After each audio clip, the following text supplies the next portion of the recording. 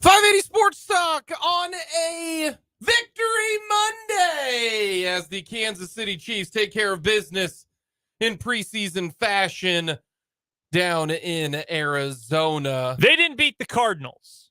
They beat the turf at State Farm Stadium. No injuries. How about that? We got a lot to get to on this edition of 580 Sports Talk. Jake LeBon, Brennan Dworzinski, Dan Lucero with you on this Victory Monday, leading you into Royals baseball taking on the A's. That's right. It is a battle of the bad teams in Oakland, where maybe 1,500 people will be in attendance to watch the two worst teams in Major League Baseball. So that is coming up this evening. We've got plenty to get to. We'll talk with Matt Verderame. We're going to hear from Andy Reid. We'll hear from Rashee Rice. Patrick Mahomes saying Rashee Rice reminds him of somebody kind of interesting. We'll also hear from Felix Uzama. Mitch Holthus joins us. So much to get to on this edition of 580 Sports Talk. Let us know your thoughts. As always, hit us up on our text line, 785-272-9429. You can also head to our YouTube page. Very simple, very easy. Go to youtube.com, search 580 Sports Talk, click on it, click subscribe, and you can get all of our updates and all of our videos to you. Very simple, very easy. You can interact with us as well. Hit us up in the comments section as we want to get your opinion on the Kansas City Chiefs taking on the Arizona Cardinals, in which offense wasn't great to start off with. I don't think Andy Reid wanted Patrick Mahomes to play 3 series. I think this was more of a, hey, guys, get your crap together type of series, and that was the third one because it was either drops or penalties or just wasn't great until the third series when they looked like hot knife meat butter, which was great to see. And then the rest of the game, we realized that the Chiefs backups are way better than the Arizona Cardinal backups.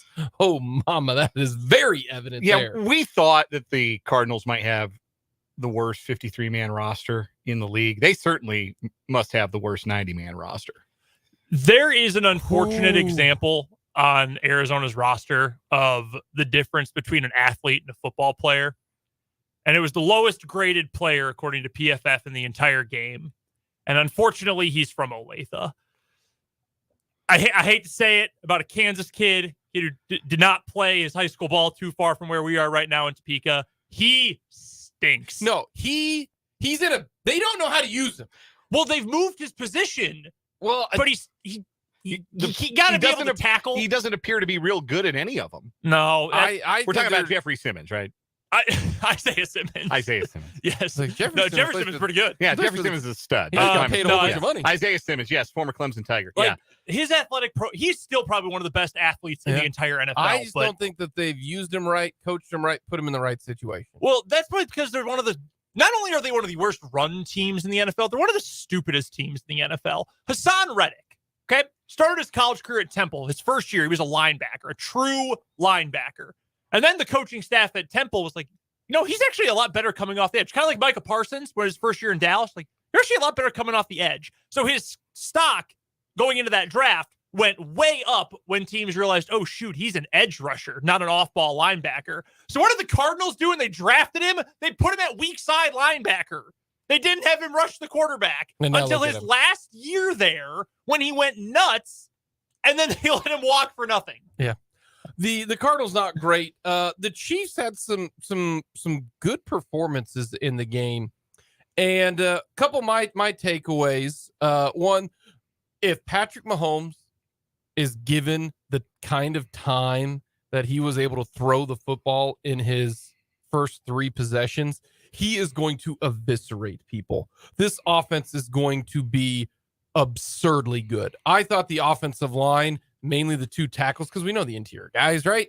The 2 tackles gave him some great pockets. I mean, terrific pockets in that first 3 series.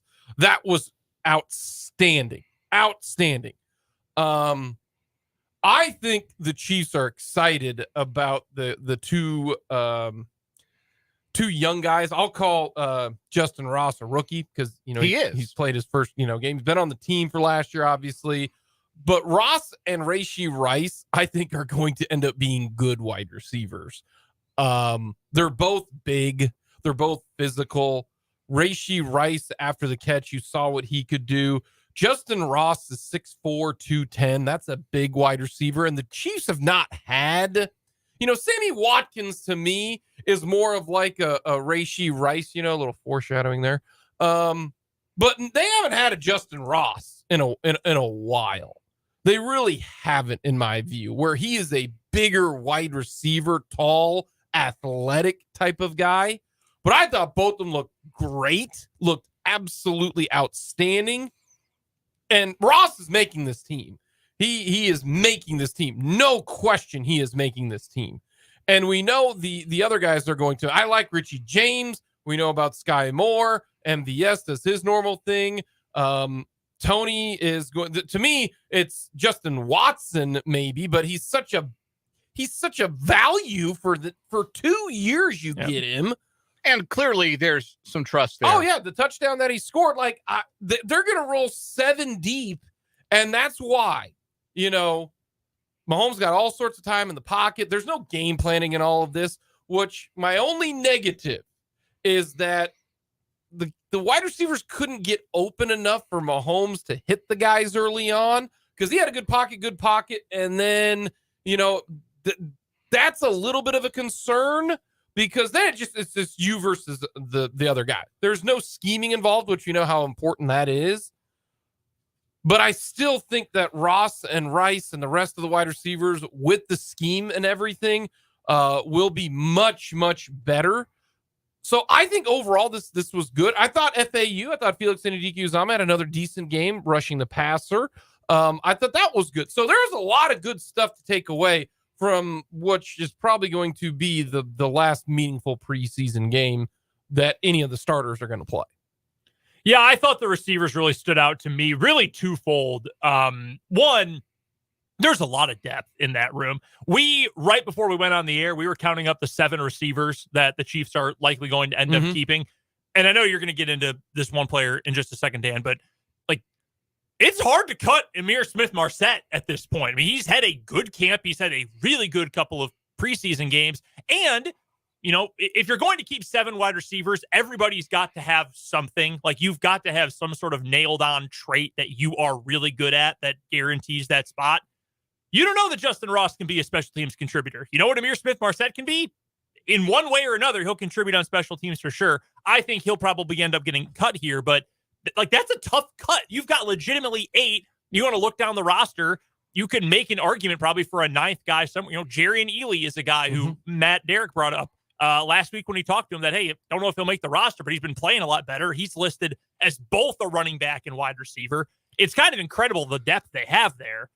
To the point about Rice, I don't know that we've talked a lot about him as a replacement for a certain player or profiling as a specific former Chief.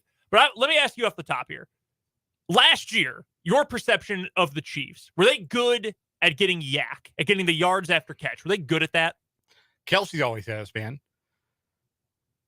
Other than that, Hardman, depending on the situation. But it was mostly jet sweeps and stuff like that. Yeah, it wasn't Hardman was going to catch a 10-yard slant and then give you yards after the catch. He gave you yards after the catch. He set him with some blockers, but he wasn't going to make it happen one-on-one. It could, but it wasn't Juju has now turned himself into more of a possession guy and not a yards after the catch guy. See, it is very interesting you say that. Among tight ends and wide receivers, I took running backs out because that's running back yak is different. Among tight ends and wide receivers, Juju Smith-Schuster was 12th in the entire NFL in yak last year. 12th. Really? Yeah. And if you include running backs, still top 20. He was 18th. 18th of all players in the entire NFL. He had, and I've got the number here, 465 yards after the catch last year. Because he was their only yards after the catch guy last year. Other than Travis Kelce, who... Well, I don't count that because he's a unicorn. Among all players in the league, he was 3rd. Yeah, he's top 5. Among non-running backs, number 1. 648 yards after the catch. Travis Kelce, he's number stupid, 1 in the league. Stupid good. Rashee Rice is next. I don't know that he's going to be top 20 in the league, top 15 among receivers and tight ends. that guy has, I think, MVS is a deep ball go-getter. Like, he can run down a ball. He's not a big yak guy. Never has been. Sky Moore, I think, is more of a possession receiver. I look at him as more of like a, somewhere between a Macklin and an Avant than a McCole Hardman. Like, we've been over many times. That's not really his role. I think Rashee Rice, do we know how he pronounces it? Rice. He, I think, is going to have that ability. I think he is going to be the guy on this team who is the get the ball in space down the field.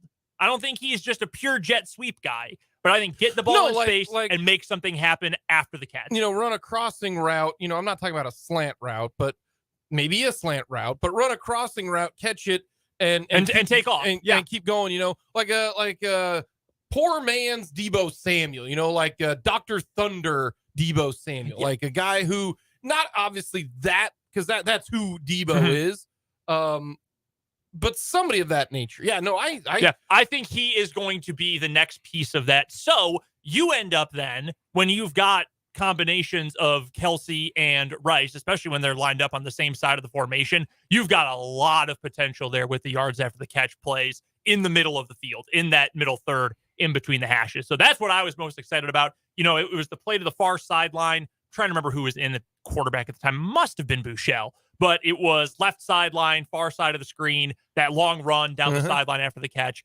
I think we are going to see a lot of that from Rice throughout his career, but especially as a rookie, because that's the thing that he brings to the table that no one else really has. Yeah, he sure looks like a player, doesn't he? Yeah. You can see why the Chiefs were enamored with him. There might have been maybe some sexier profiles available at that spot in the draft when the Chiefs were loading up, and we all kind of thought they were going to take a wide receiver. We just didn't think they were going to take that wide receiver. I think we can now see why it's that wide receiver that they took. Definitely. Yards after the catch. Yeah, definitely see that profile. Big thing that stood out to me that we haven't really touched on here. You mentioned the name Amir Smith-Marset. He's going to be a really good wide receiver for somebody. Let me ask you, maybe I'm just ridiculous here. Could you trade him? Do you think somebody would be willing to? No, because I think if you're watching the Chiefs roster situation, you're like, that guy's going to be cut. But that's my point. Okay, so because you go through waivers, which you start, at the bottom, right? Mm-hmm. So if you think you're a halfway decent team, let's say let's say you are, like the Giants, for example, right? The Giants. Maybe the Giants could use a wide receiver 5. Obviously, he's got talent. Smith-Marset is not going to make it all the way to the Giants, a playoff team, to clear waivers. Now, maybe I'm ridiculous on that, because that's how it works, right? You got. I understand. Yeah. Like, I understand what you're saying, and maybe like if we don't, I don't have any inside information if this is true or not, but like if Eric Bieniemy was a really big fan of Amir Smith-Marset, maybe he's thinking, hey, maybe, I really want to go get this guy. He fits what we're going to try to do offensively. He's going to be a reliable target for Sam Howell. He can help us on special teams, whatever it is, and really pushes the Commanders to maybe throw a conditional 6th round pick the Chiefs' way. I could maybe see something like that, but it would have to be somebody who has some previous familiarity, I think, with the player to do something that drastic, rather than just kind of wait and take your chances with the waiver wire. I wouldn't say you're being ridiculous, but I would pose this question. Can you remember a time? No, I've never seen anybody make a trade for a guy who's not going to make the roster. Well, no, I wasn't even going to say that. I was going to say, it always comes down to, oh man, would love to sneak this guy through on waivers, but might have to keep him on the 53 because he'll get picked up. Can you remember a time when that actually happened? When the Chiefs, or frankly any high-profile team, was like, oh man, we're not sure about this third running back, or not sure about this receiver or any position, and then they actually didn't make it through waivers? I think most of the time people are overprotective of that. That's why, I think so too. That's why Remigio is going to go on IR. Like they don't want to risk it. Like they're overprotecting in that situation. And I agree. And a similar example of this is in Green Bay. I follow them pretty closely. They've got they've got like 4 dudes who are all competing for their third running back spot. And the question is, do you keep a third on the roster, or do you just put 2 on the practice squad? And there was a bunch of debating about that this weekend. A couple guys had a good game on Saturday night, and they played the same time the Chiefs did. Lucky me. And it was, oh, man, I'd love to keep Emmanuel Miller. He's a great story. Someone else might pick him up. Or what if we keep Tyler Goodson, the former Iowa Hawkeye? Oh, man, he looks really good. No one is going to sign them because most teams would rather keep their own guys. Yeah, that's true. Yeah. Like, let's say it's the Giants, and they have an opportunity to, oh, man, we could put in a claim in on Smith Marset, or maybe we, try to work we put in a claim and then send them a conditional 7th, whatever. Or, we've got Joe Blow, who we have had in camp all year, who knows the playbook already, who in a pinch could slide in and play special teams and be our 6th receiver for a game. We'll just keep our own guy instead. And Smith Marset's having a good enough camp and a good enough summer. He might get claimed, and in that case, so be it. But I think, honestly, if you're the Chiefs, it's probably worth the risk, honestly. And if he doesn't get through, then congrats, Cornell Powell. You're on the practice squad for a 3rd year in a row. No, I'm with the depth that they've got at wide receiver. It's crazy. Yeah, they've wild. got a bunch of not superstars, but they got a bunch of NFL guys in that receiver room. It's really impressive. The other thing, we have not talked a great deal about L'Jarius Sneed this offseason and into this training camp. And a large part of it is because Sneed hasn't participated in training camp, hasn't played any of the games. He's been hurt. They're managing a knee injury with him. He was back doing mental reps today, which sounds like good news. And hopefully he is in action week 1 for the Chiefs because he's a good player. He's a big part of Steve Spagnuolo's system. Is that like dry swings in baseball? I don't know. Dry swings. I don't know. It's a good question. It's like visualization. Like you just kind of sit in a dark room and I'm in coverage. I'm 4 yards off. I am in my zone. We haven't talked a lot about L'Jarius Sneed, which is interesting because he's been such an important part of the Chiefs defense, but it's also the last year of his rookie contract. And there has not been a whisper about his contract status, about maybe doing something long-term with L'Jarius Sneed, even though he has produced and been valuable, like a piece you might want to at least kick the tires on, seeing if you can do an extension with him. I now know why they are not having that conversation. And I think part of it does have to do with some long-term concerns over that knee. But I also think the biggest thing is they found the next L'Jarius Sneed, and his name is Shamari Connor. That dude does L'Jarius Sneed things, and he does them as well as I remember Sneed doing them as a rookie. Blitzing, hitting people, being able to cover from the slot. I'm excited about Shamari Connor. I think this is a real mid-round find for the Chiefs, and I think he is eventually, over the long term, going to supplant L'Jarius Sneed and do the things that have made Sneed so valuable in the Steve Spagnuolo scheme. The two thoughts I have about Connor and Sneed, for that matter. One, we talked so much coming out of the draft about how much football or how many special team snaps that Shamari Connor played at Virginia Tech.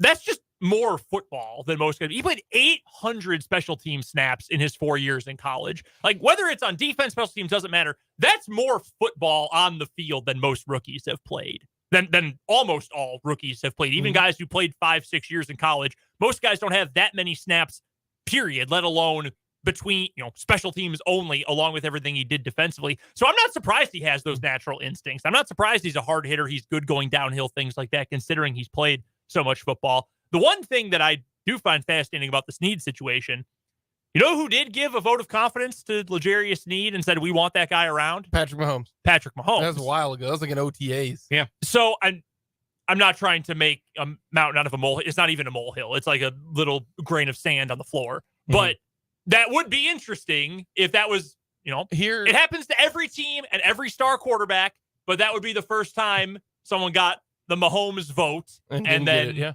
they let him walk.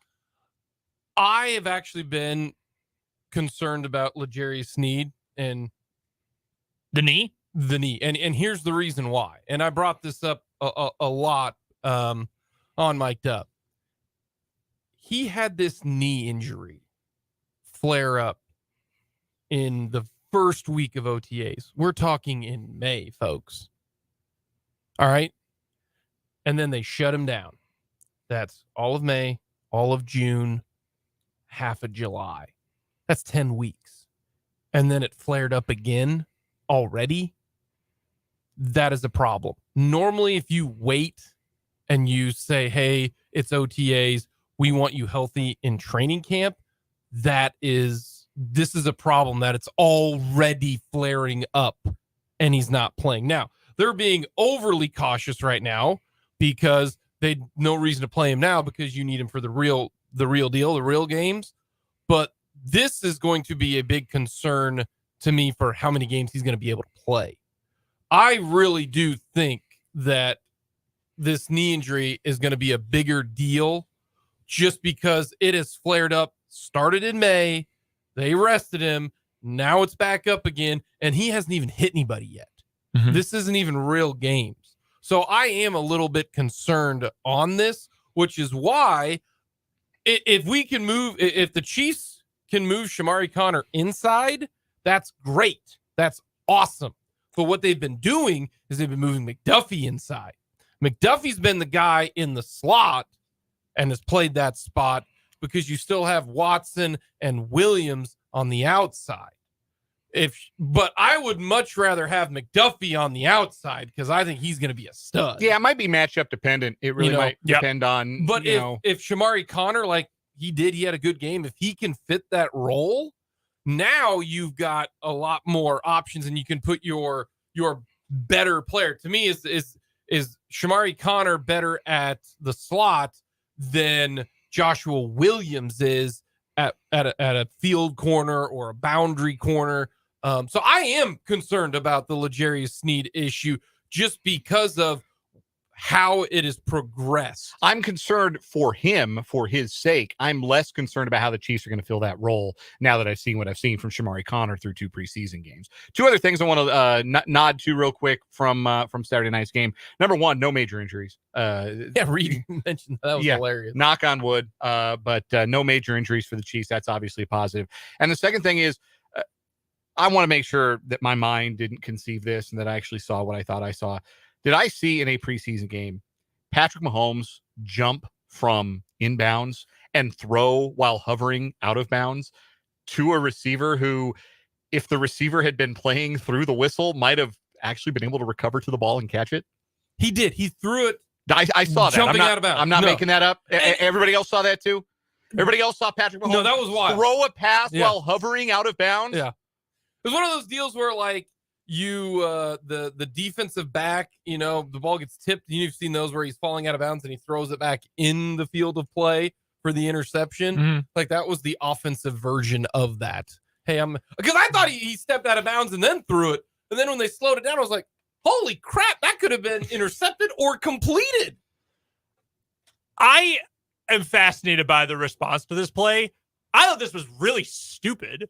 Like, the internet blew up with it, and I was like, dude, he's like goofy. Like, I thought this was a symptom of the Chiefs for 2 drives, like, clearly wishing they were anywhere else. You get goofing around a little bit. But when Patrick Mahomes goofs around, you give him a little more leeway for it. Because fair. His goofing around got him that touchdown pass to Clyde Edwards-Helaire against Tampa Bay. His goofing around, the one with the underhand flip to Jerick McKinnon, or going further back, the left-handed throw to Tyreek Hill. Like, you give him the leeway, the latitude to goof around a little bit. And if this is the lab, I think Mahomes kind of approaches it as the lab a little bit. Is it a smart play for 31 other quarterbacks? Absolutely not. For 15, I'm willing to make an exception. Yeah, I'll risk it for the biscuit with old number 15. I will. We got a lot to get to. We'll recap the weekend. We'll give you an update on Chris Jones. What's his status? Coming up next.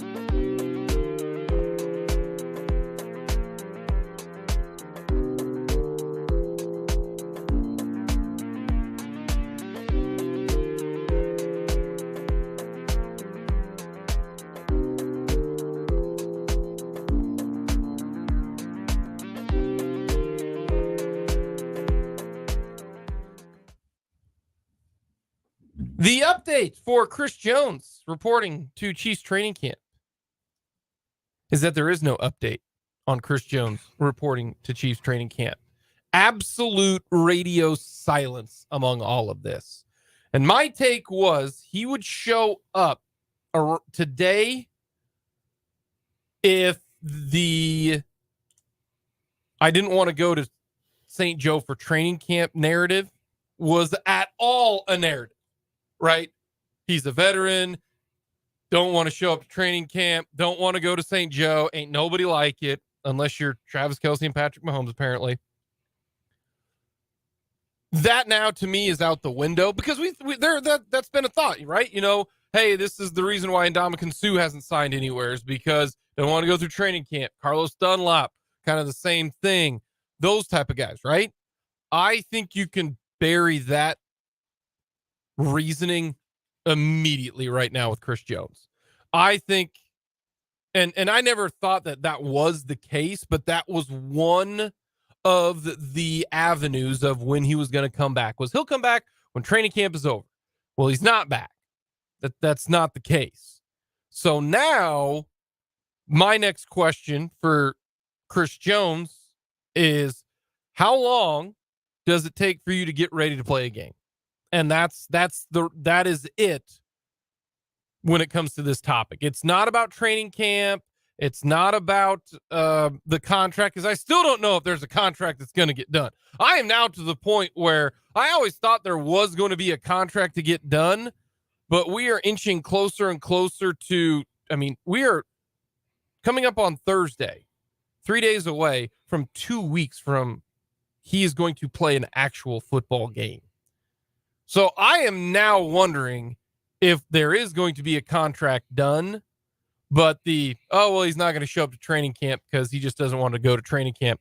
That is now out of the mix. That has never been a factor, never once was. This is simply about how much. I wish I knew if it was guaranteed money or if it was annual value. You know, is it I need 30 million, or is it, yeah, you're going to give me 30 million, but you're only giving me like 50 million guaranteed. Like, I wonder if maybe the annual value isn't it, and it's all about guaranteed money, and he wants all of it guaranteed. He wants Aaron Donald guaranteed full boat.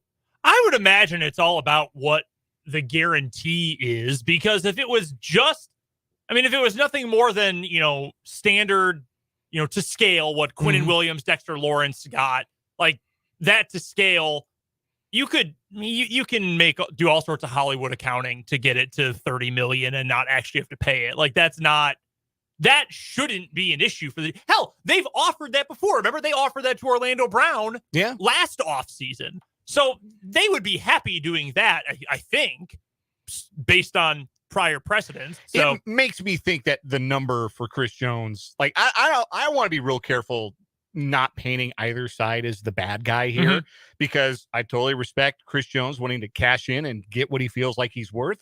I support any athlete doing that. I also support teams doing the business that they've got to do. And for the Chiefs, their accounting has to take into account that a reworked Mahomes deal is coming probably after this year. And they've got to figure out what that's going to look like and figure out how they're going to maneuver in the salary cap landscape with a new deal done for the guy that they win because of. Like that's priority. That is moving to the top of the priority list. And I'm wondering if we're at the point with Chris Jones where the Chiefs has said, look, this is what we're going to offer. We think this is beyond fair. We think this is reflective of your value to us and reflective to your value around the league. Take it or leave it. Take it or leave it, because you're only hurting yourself if you're sitting on the sideline. You're only forfeiting your own money. You're only forfeiting one of your prime seasons if you sit on the sideline. But we have made you our offer, and you either take it or leave it. And again, I don't blame Chris Jones if he looks at it and says, "No, I want more," because look, you only got but so many opportunities as an NFL player to get paid. So I don't blame either side. I don't think there's a bad guy here. I am just surprised it has gotten to this point. I have no problem if this is what Chris Jones wants to do. So be it. You've got your prerogative and how you want to lay this out. I just know this. You are taking a risk. This is a big risk because you are getting Like the Chiefs, I'm assuming if they're dealing in good faith, are offering $60 million guaranteed, 3 years, 4 years, whatever. I mean, if we're, $28 million, I'm assuming that, right? Mhm. If you go out and you don't get 12 sacks and you're not a disruptor and you miss games, like it's different if he were Jeffrey Simmons, right? Because Jeffrey Simmons is 25 years old. Or if you're Quinnen Williams, who's 25 years old. Like we've seen in the past that some injuries do not impact your free agent dollars. Sure. Right? Like Micah Parsons, okay? If Micah Parsons gets hurt, well, maybe that's a bad example because he's still got, 2 more years under contract, I think? With the 5th-year option, yeah. Yeah. So that's a bad example, okay? But let's say Micah Parsons was in his 5th year right now, okay? Uh-huh. At age 25, right? Mm-hmm. He's still going to get a gigantic bag because someone's willing to bet that, hey, 25-year-old coming off a season where he got hurt, he's still going to get a big contract. We all agree with that, right? Yeah. How many teams are going to be willing to give out the money that he wants, which is top 5 defensive paid money, if at 30 years old, if he isn't paid? Maybe I am too conservative on a 30-year-old who didn't have a great year and missed 5 or 6 games, well, depending upon the injury. I just that's a big risk. Sometimes it works, like best example is Max Scherzer. Max Scherzer turned down like $180 million from the Tigers. I remember that. I'm thinking, Max Scherzer, you're an idiot. Jake LeBon, you're an idiot because he signed like $280 million the very next year. So I don't know that this is not like, I hope Chris Jones knows that this is not, a risk-free decision that you're making. Well, the bet on yourself would be to show up and ball and then be undeniable when you hit free agency and you can negotiate with any team in the NFL. That would be the bet on yourself move. And we will see, but there's also negatives to it. That's where I hope Chris Jones does understand that. And maybe I'm different. Maybe I'm the, wow, that's $65 million guaranteed. And I had this conversation. Who was I talking with over the weekend? Juju Smith-Schuster signed to 3 years, 22? 33. 3 years, 33? Yeah. Okay. Let's say the Chiefs offered him 3 years, 20. Okay. That's the difference of, or 22, $10 million. $10 million is a lot. Yes. At 33 million and 22 million, right? Yeah. Or, 15 million to 8 million. That's $7 million. That's like half of what you're going to get. Also, I'm sorry, you were closer than I was, 25.5. Okay. So instead of 15 million, he got offered 25. That's $10 million. That's over almost half, right? Yeah. Of your compensation. Yeah, 40%, yeah. Chris Jones has already made $100 million in his career. This is going to be $200 million that he's going to make. How much difference is there between 195 million and 200 million with your life? Like, that's why I think Patrick Mahomes is like, yeah, I could get an extra $10 million, but what's the difference between $410 million and $400 million? Is my life really going to be that different? I think there is some difference when it comes to that. That's just me. That's how I would look at it. So you're looking at this like a normal person. I know. That's what I'm saying. I said I'm looking at it like myself. Right. Like if someone offered me a job for $10,000 and someone else is going to offer me a job for $70,000 more, I'm going to take the 70 because it's so much different. Mm-hmm. But if I've already made X amount of money, sure, that's just how I look at it. Like if they're guaranteed $70 million and he's upset because he wants 75, bro, the difference of $5 million when you've made $200 million is what? I would imagine the difference is that he feels like this is the last big one. Because he will probably sign 2, maybe if he's really playing well, maybe 3 more contracts of some sort of legitimate value and length. But this will be the last one as he gets to 30 years old. That is, a true mega deal. So for that next one, 4 years from now, when maybe he does hit free agency or he's negotiating with the Chiefs. He's 34 then. He's only getting 1-year deals.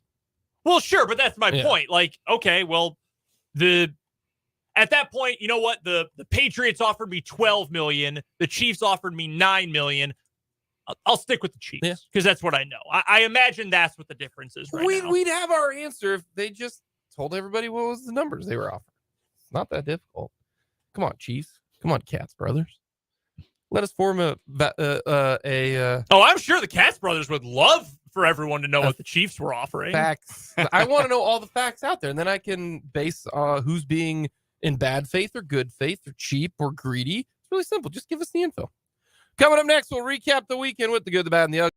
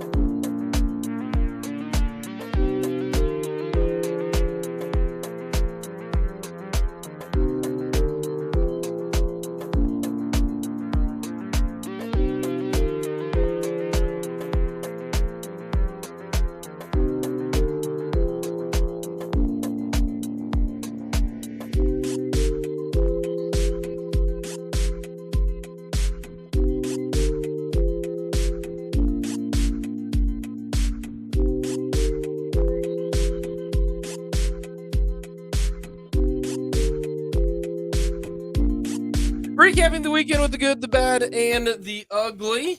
The good for the weekend. My daughter had her second birthday. Yeah. Her birthday is technically today. So happy birthday to my my little girl, Bryn. She's the absolute best. I can tell you she is going to be a handful. My son is a rule follower. My daughter, not. But she's the sweetest little 2-year-old. I can't believe she's already 2. She looks like a 3-year-old because she's huge. But she is. I hope everybody has a kid who wakes up as happy as my daughter. Going this morning, she slept till 6:45. I go in there and she springs up on her feet and says, "Hi, Daddy." Just so happy, like the happiest of everybody. So happy birthday to my 2-year-old. Goodness gracious. Wow. Happy birthday to her. Shout out. Was the party fun? It was fun. It was cowboy themed. Is that what it was? Yeah. Okay. The joke was, and you guys will understand this, if you ever have kids, that you gotta have themes for young kids' birthday parties. Of course.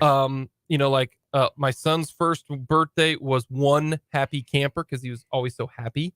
And then his second one was Chugga Chugga, I'm 2. This one was It's Not My First Rodeo. It's my second rodeo. Lindsay So- deep in the bag on that one. My wife is so creative, you guys. You all know I ain't coming up with that. So that's the truth. so it was cowboy themed, and she had on her pink cowboy boots and her cowboy hat, and she's not like country. This is more like like Taylor Swift country, if you will. But no, it was good. It was good. You guys didn't come, so forget you guys. Yeah, no, I would have, but I had a lot to do. No, you're Like, good. Anybody Be who's with adults. anybody that like doesn't have kids or is not like super related, don't go to a 2-year-old's birthday party. That's weird. My good for the weekend was putting the NFC North on notice. Jordan Love, 5 of 8, 83 yards and a touchdown. I saw somebody tweet out, there's no way they can keep finding these franchise quarterbacks in the draft like this. So it is very fun to say that. I am also, I believe I'm a realist enough to know, like, this doesn't really count. What God did you guys give your soul to always, like, if this does, let's say it does come to fruition and he is that guy, there is some deity that the Packers Mozzarella. organization has given their soul to. That was really the payback is that they've had 30 years of this and only have as many Super Bowl championships to show for it as Patrick Mahomes has himself in the last 4 years. We also sucked for 2 decades prior to Brett Favre. Yeah, but you weren't alive. You don't get to complain. Well, I wasn't alive. The Yeah. team was. Yeah, that didn't count. As an owner of All the right. franchise. Also, I thought mozzarella was really funny, but no one laughed. I don't know what that is. Like Allah? Oh, Mozzarella? Okay. Anyway. not a good dad joke. Jordan Love looked awesome. Had a sick touchdown pass, and he started barking at defensive linemen. It was great. Jordan Love, the one. My good from the weekend, another preseason touchdown for Deuce Vaughn. He looks terrific, and it's like highlight reel stuff. Like, he's spinning out of tackles, he's making guys miss. Again, he continues to do all of the things he did in Power 5 college football. Amazing that he can still do those things. Deuce Vaughn looking like he's gonna be a dude for Cowboys, and I think there'll be a lot of fan bases that wish their team had used a 5th round pick or a 6th round pick on him. It's like Tyler Lockett all over. Yeah. Like, Watch Kansas State I could have football. told you that Tyler Lockett was going to be a badass. Yes. I could have told you that. I remember exactly where I was when the Seahawks drafted Tyler Lockett. I was out to eat with my parents at a Mexican restaurant. I almost did laps around the place. I was so excited. Like, just does nobody watch Kansas State play football? I'm Like, with they you. got dudes, man. They got I'm with NFL dudes. You got a bad? Yeah. And the bad is not the Heat, by the way. It's not. No, correct. The ugly is the Heat. We'll get there. Joe Mixon's a moron, and Joe Mixon's agent is a moron too. You know the best way to make more people give you bad press is to try to cut off that bad press by saying, I won't talk to literally ESPN or the biggest newspaper where I play or Sports Illustrated, the biggest sports magazine in the world. That's probably a really good way to just draw more attention to the fact that you're a scumbag.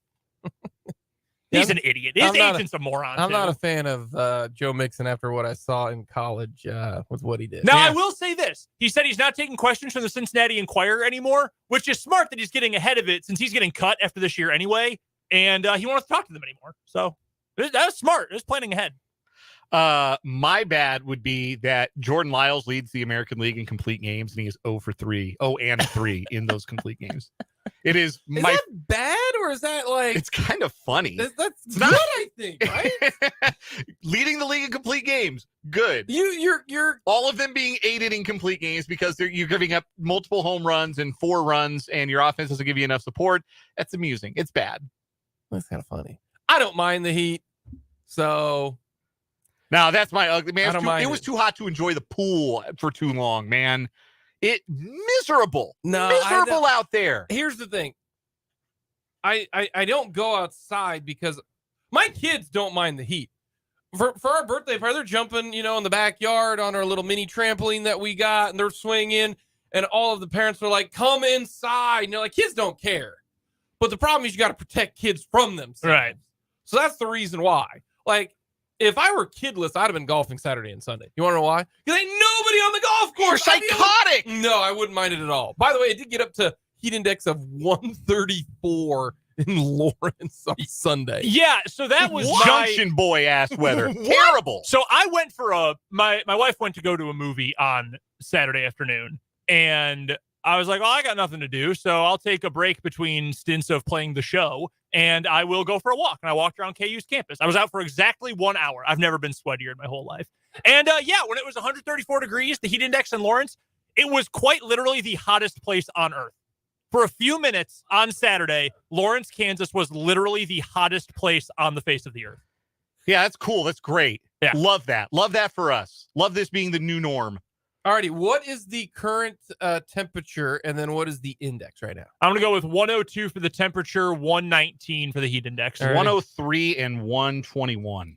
Alrighty, if you guys combined and made Voltron, you'd be right. 102 and then 120. Wow. So it feels like 120 out there. So Nice. Cool. I don't know if I've ever seen high schools practice at 5 a.m. You have to. No, I agree with that. Don't get me wrong. I'm not saying like play in the afternoon, all that kind of stuff. I'm not like Not Bear Bryant coach of Texas A&M. Oh, Yeah. come on. Yeah. If it was good enough for the Junction boys, Yeah. When it's men good were enough for men. them. Yeah, I'm not saying that. I'm saying I would have gone golfing, but I would have had water and that type of thing. But they're doing something differently. So, but they're practicing at 5 a.m. That's not crazy. That's smart. Yeah. It's crazy that they have to. Right. When Donovan Smith tweeted out today, y'all, man, this heat is worse than Tampa. You know it's crazy hot right now, Yep. at least in Kansas City and the Kansas area. So that's incredible. Coming up, though, in the 3 o'clock hour, we're going to start a daily segment called Chiefs Player Over-Unders. We will get our thoughts on how we think the Chiefs are going to do leading up to game week on September 7th with some over-unders. We'll start with the two most important players on offense and defense. Talk a little Royals. Matt Verderame will join us here on 580 Sports.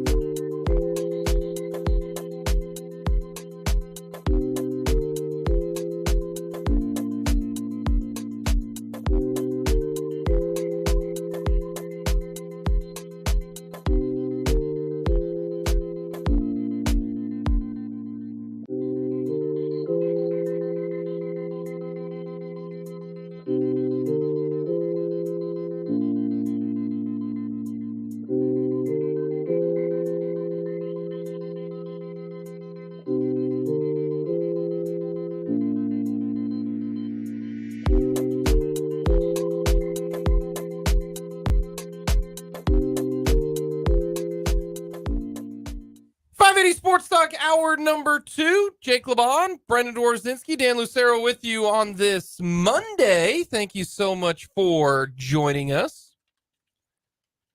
We've got Royals baseball coming up tonight. They are out in the Bay Area taking on the A's.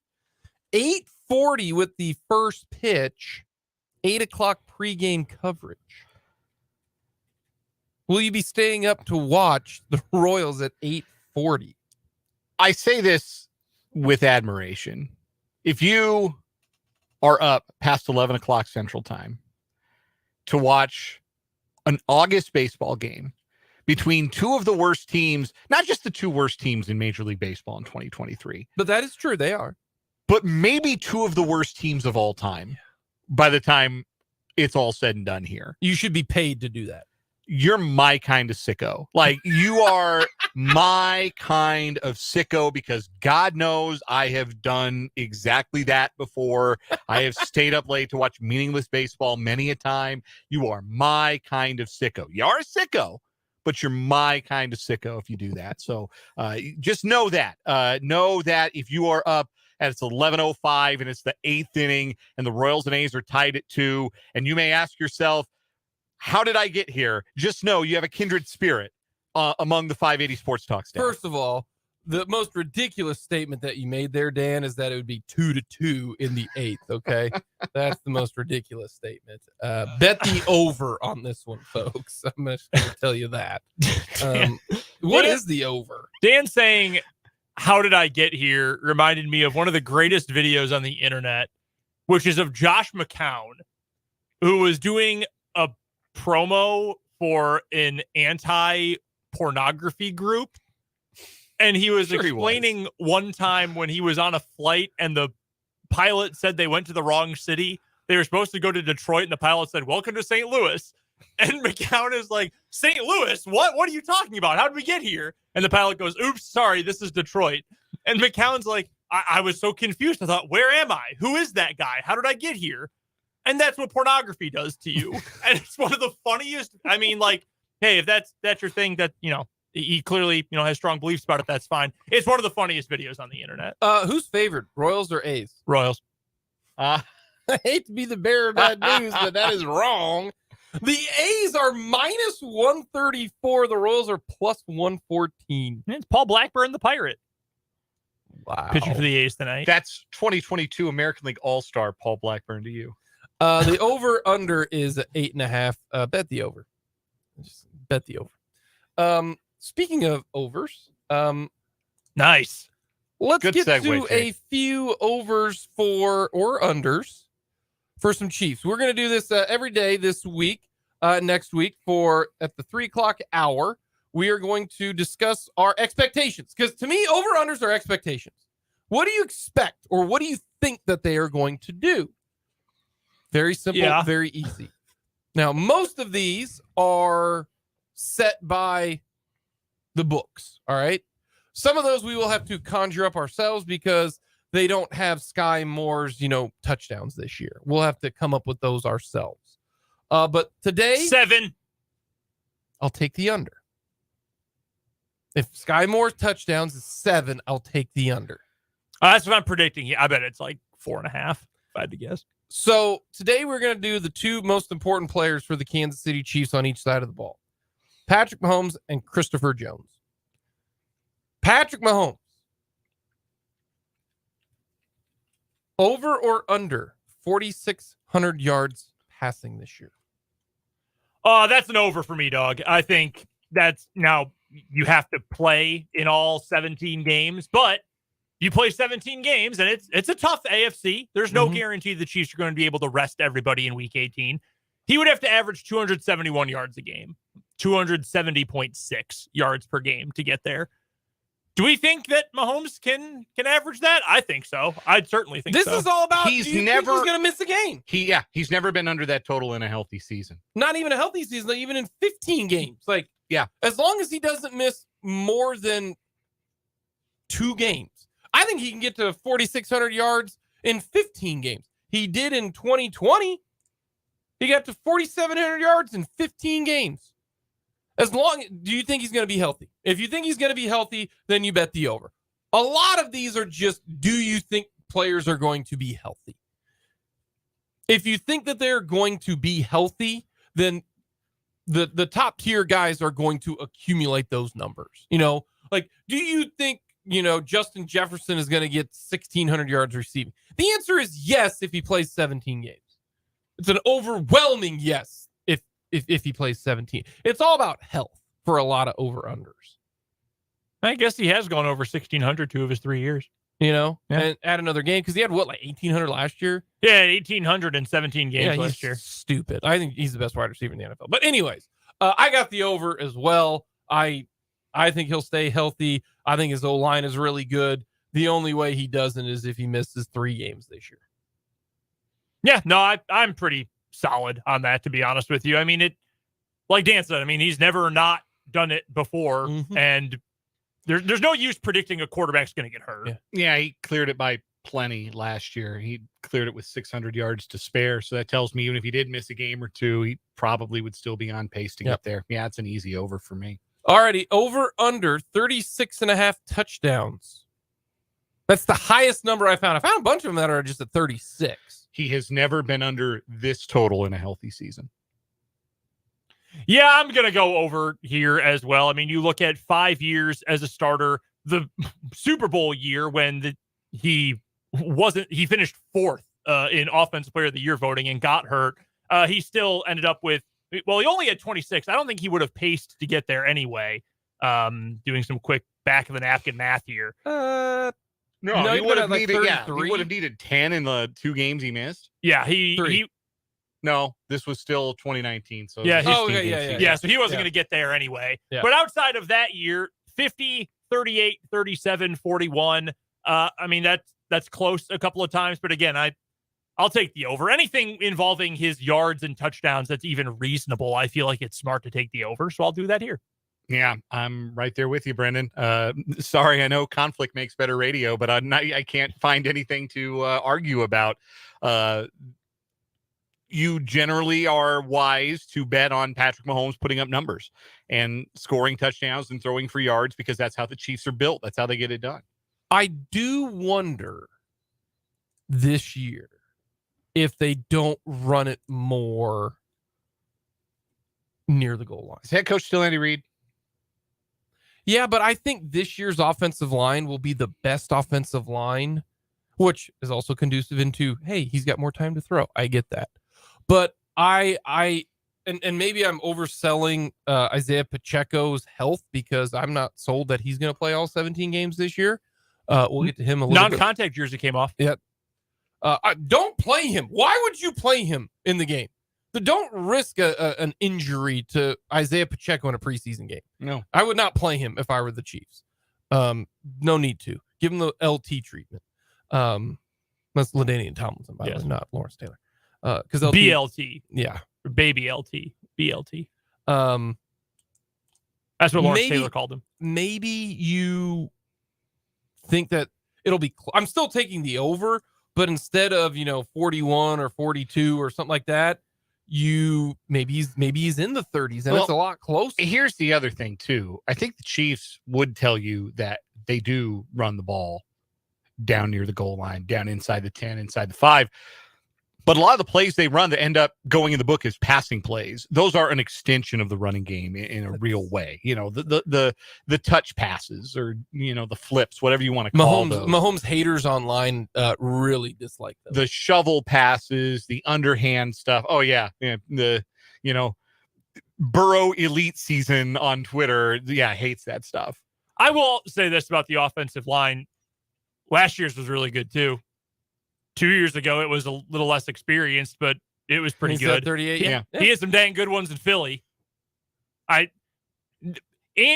Getting guys to the perimeter is how that's how they operate their running game. Those are their safe plays that they feel comfortable with. They don't view that any different than a handoff. They just happen to go in the book as passes. It took me a while. It took me until this year to fully accept it. My answer will always be no going forward of is Andy Reid going to do this differently? Every year it's like, well, maybe there will be this, and I know he's stubborn, but maybe no. The answer is no. Andy Reid's going to do what Andy Reid's always done. All righty. Last one on Patrick Mahomes. Over under 10.5 INTs. To give you an example, the last 2 years he's had 12 and 13. The last 2 years he had 6 and then 5 and then 12. His MVP season in 2018. He was well under that though in 2017. He only threw 1 interception. Over under 10.5 picks. All right. I'm going to lean with the under here. For that many touchdown passes, that many yards, and the number of attempts we know he's going to have, the smart money is probably on the over, but interceptions are so volatile and they're so hard to repeat. The fact that he was within 1 interception of himself in back-to-back years with 13 and 12, kind of surprising. So I am going to go with the under here. I still think it'll probably be 9 or 10, but are there going to be some years you get tipped passes that end up in interceptions more. That was the story 2 years ago, right? 2013 when he had 13 right in 2021. Yeah. I mean that Tyreek Hill was responsible for 3 of them. Yeah. Sometimes the ball hits someone right in the hands and it gets popped up and it's intercepted. Sometimes you throw the ball right at a defensive back, it hits them in the numbers and they drop it. It's impossible to predict those things. I will lean with a little bit of a regression. It goes under double digits. I'll take the under. So how's this for the math? Mahomes has thrown 648 passes in the last 2 years, the 217-game seasons that he's played in full. So let's assume 650 passes. Let's choose a nice round number. 650 pass attempts for Patrick Mahomes in 2023. His career interception rate, percentage of passes that have been intercepted, is 1.6. Career high, 2.1 in his rookie year. Career low, 1.0 the next 2 seasons.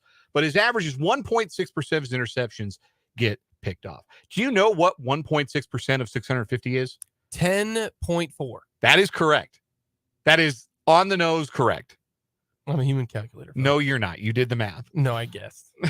I knew it had to be something like right above or below the number, so I guess below. So, yeah, it's like right there at that number. So I will lean over. I'll say like he throws 11 or something like that. You can't predict the stuff that happens on a lot of his interceptions, because I think even in the last 2 seasons when his percentage has ticked up, I don't think that's because he's been a worse decision maker. If anything, I think his decision making has gotten better over time. I just think that's what happens when you throw a lot. I real quick did a little more math here. 580 math talk today. If you take his 5 years as a starter, I took out the 1 game in 2017. Mahomes for his career averages 591.6 pass attempts a year. 1.6%, the interception percentage, 9.5. I think this is I would not bet on this one if I were betting. I wouldn't either. I wouldn't touch it. The other 2 I would. I think this is the good line, because if you lower it 1 at 9.5, I'll take the over. If you raise it up to 11, I'd take the under. So I think this is perfect. And I will be the optimist and I will go under. That's what I'm gonna go with. Yeah, wouldn't touch this one, because I don't need my wife asking me, why are you celebrating that Patrick Mahomes interception? All righty, Christopher Jones.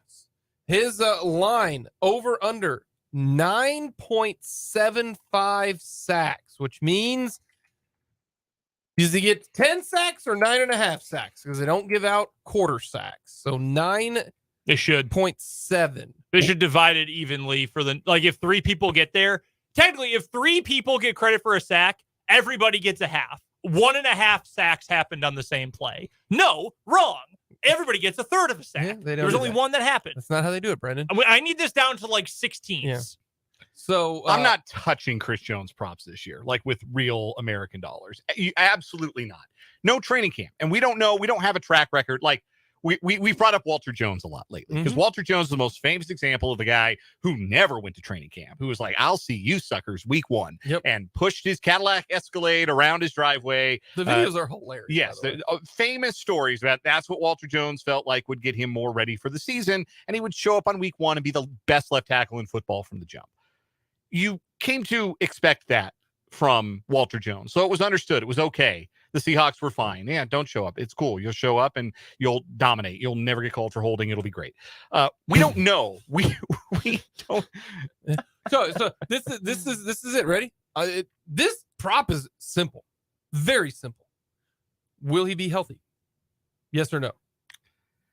That's tough. Again, that's tough to predict too. I know, but for this purpose, do you think he'll be healthy? He's only played a full season twice in the last 5. So if you say no, in the no, last 5. So I say no, and which means I probably am saying he's going to go under. Go under. If you think he's going to play 17 games, I'll take the over. The other part this is all health to me. The other thing too is I wonder if more attention gets paid to him this year even than last year. Not like it's new information to any of the other 31 teams that Chris Jones is good, but they are so heavily dependent on his sack production, not just his pass rushing ability. He's got to sack the quarterback because there's no other like proven double-digit sack guy on the roster. He's it. If you go last year, they had 55 sacks. You take him out of it, they had 39 and a half.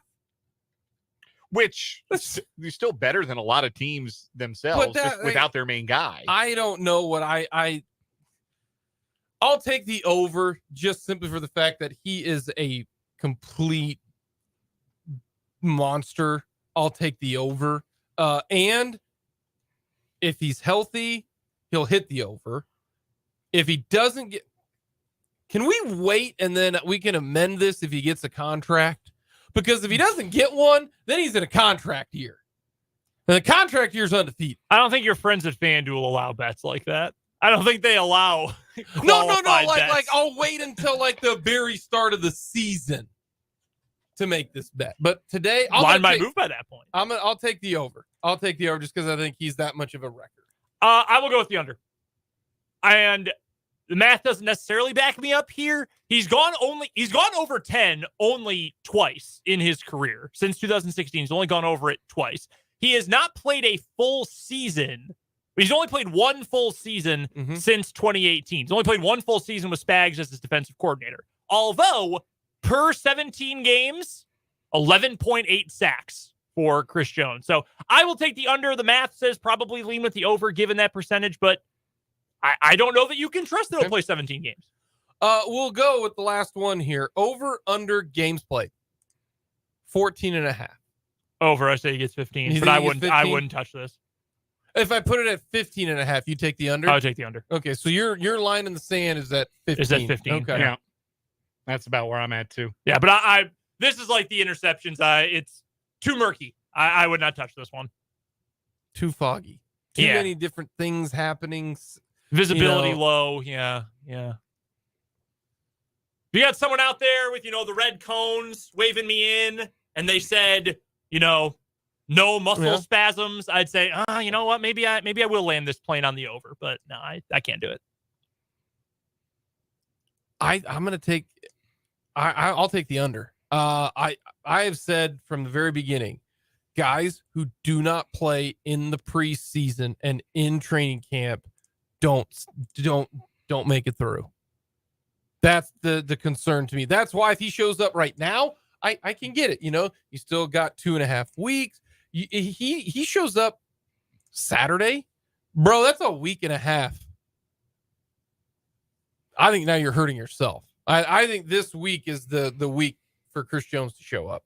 I do, and earlier the better for me. Yeah, I hope I'm wrong. I'm going to take the over just because I think he's a freak. Like he really, really is. Coming up next, the Royals lost to Brennan's Cubbies, but one guy continues to swing a hot bat.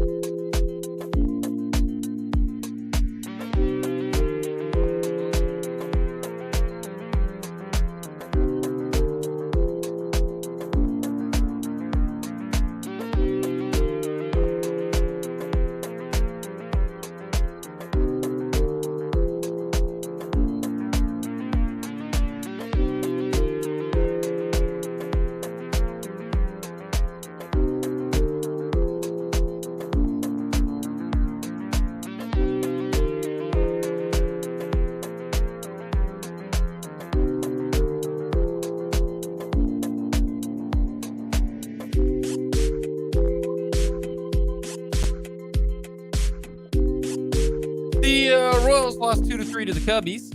So Brendan is happy that his beloved Cubs did not lose to the Royals. Yeah, I really needed those two after the loss on Friday. Yeah, but the good news is that the Royals got to that 40-win mark, so that's positive. Didn't know we'd get there. Good job, guys. They got to the 40. The next step is, can they win 10 games and get to the 50-win mark? That's a big deal. They would have to go again. The worst 50 is 56 and 106. Yeah, so they would have to go 17 and 19 in their last 36 to avoid the worst season in Royals history. And that, my friends, ain't happening. Nope. Ain't happening. It's not because of one Bobby Witt Jr. He was not great to start the year. But right now, what's incredible about Bobby Witt Jr. is that when you start slow for 2 months, April and May, it's normally hard to get your numbers back up, right? Those are rookie numbers, right? You got to pump those numbers up. The sheer fact that after 2 months, he's I don't mean this and this is with 2 months, but the fact that his OPS is now up to over 800 is incredible. But do you know that right now, if you go by certain metrics, that Bobby Witt Jr. is the 5th best player in baseball right now in the American League? Yeah, he's been great. That's with a bad April and May. He's still statistically the 5th best player in the American League. Having a great year with the glove definitely helps. Yeah. That's added value there. Yeah. But yeah, I mean, the bat has come around. He's hitting for power. He's hitting for average. It's not kind of like, but Shohei Ohtani's number one, obviously, because of what he does at the plate and what he does pitching. But that factors in 2 big scenarios. The glove is a big, I can't believe he's going to be potentially a Gold Glove candidate. If he doesn't win it, it's a miscarriage. That's what I'm saying. Just the fact that, because we were all wondering, can he even do it? The question coming into this year was, can he play shortstop? And now he's playing it at an elite level. And the fact that there's only a couple guys ahead of him as an overall player in the American League. He won't get many of them because the Royals are 140 games.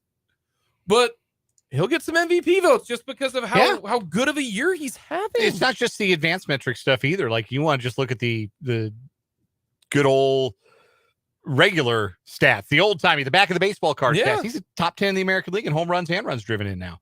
As a shortstop on a lousy team with nobody getting on base in front of him, hardly at all. He's becoming must-see TV, like a guy you got to watch every day, like a real deal franchise cornerstone. This is what you hope when you draft a guy number 2 overall, that he becomes this. That's the thing that I look now. When I put on the Royals, I don't look at them pitching anymore. Don't care. It's okay. Bobby Witt, when is he up to bat? I will try to gauge that, right? Hey, tonight at 8:40, my kids are going to be asleep. At 8:42, Bobby's going to be up. I will be watching because it's fun to see him play baseball. That's what the Royals have got going for him. I was listening to the Cubs radio broadcast this weekend because as a YouTube TV subscriber that doesn't get Bally, I was not able to watch the games at all because they were blacked out on MLB TV because it was Cubs and Royals. Stupid. You pay for MLB TV, you should get every game anywhere, anytime. You're dumb, MLB. Anyway, sorry. Yeah. That needed to be said. The radio team, Pat Hughes, Ron Coomer, the Cubs radio team, they were saying, hey, this is the guy you want to avoid. Every time he came up in a clutch situation, and the Cubs were able to get him out twice in back-to-back days with guys on in clutch situations. They said, hey, you want to get Melendez or you want to get whoever because you do not want this to get to Bobby Witt. You do not want to end up in a situation where that guy with that kind of talent and with the heater he's on, you do not want him to come up to the plate. And again, for my team's sake, thankfully the Cubs are able to get him out. But it is something that people are taking notice of. It is not, here's Witt. He was a number 2 overall pick a couple of years ago. Man, this team stinks. Huh? No, Bobby Witt is up. Uh-oh. And granted, does what the radio broadcast team think, does that mean anything for the actual execution in the game? No. But it is, I think, probably encouraging if you're a Royals fan that, dang, people are paying attention to this guy. They're taking notice of how well this guy is playing and what this guy is doing. That's exciting. It's exciting to know that other people are scared of a guy you have on your team. He's gone just 2 games in the month of August without a hit. And one of those games, he got a walk. So one game in the month of August, he hasn't been on base. It really feels like pretty awesome. There might be something special about the 2022 MLB rookie class because Witt is playing phenomenally. Julio Rodriguez has 18 hits in the last 5 games. Yeah, he had 17 in a stretch of 4, which had not been done in over 100 years. Since like Toes McGee back in like 1887. And Adley Rutschman, despite the fact that his owner pretty much said we will not re-sign him when his contract ends, is awesome. He's phenomenal. So yeah, he's good. That's a really dang good top of that class. Coming up next, Matt Verderame joins us to talk a little NFL here on 580.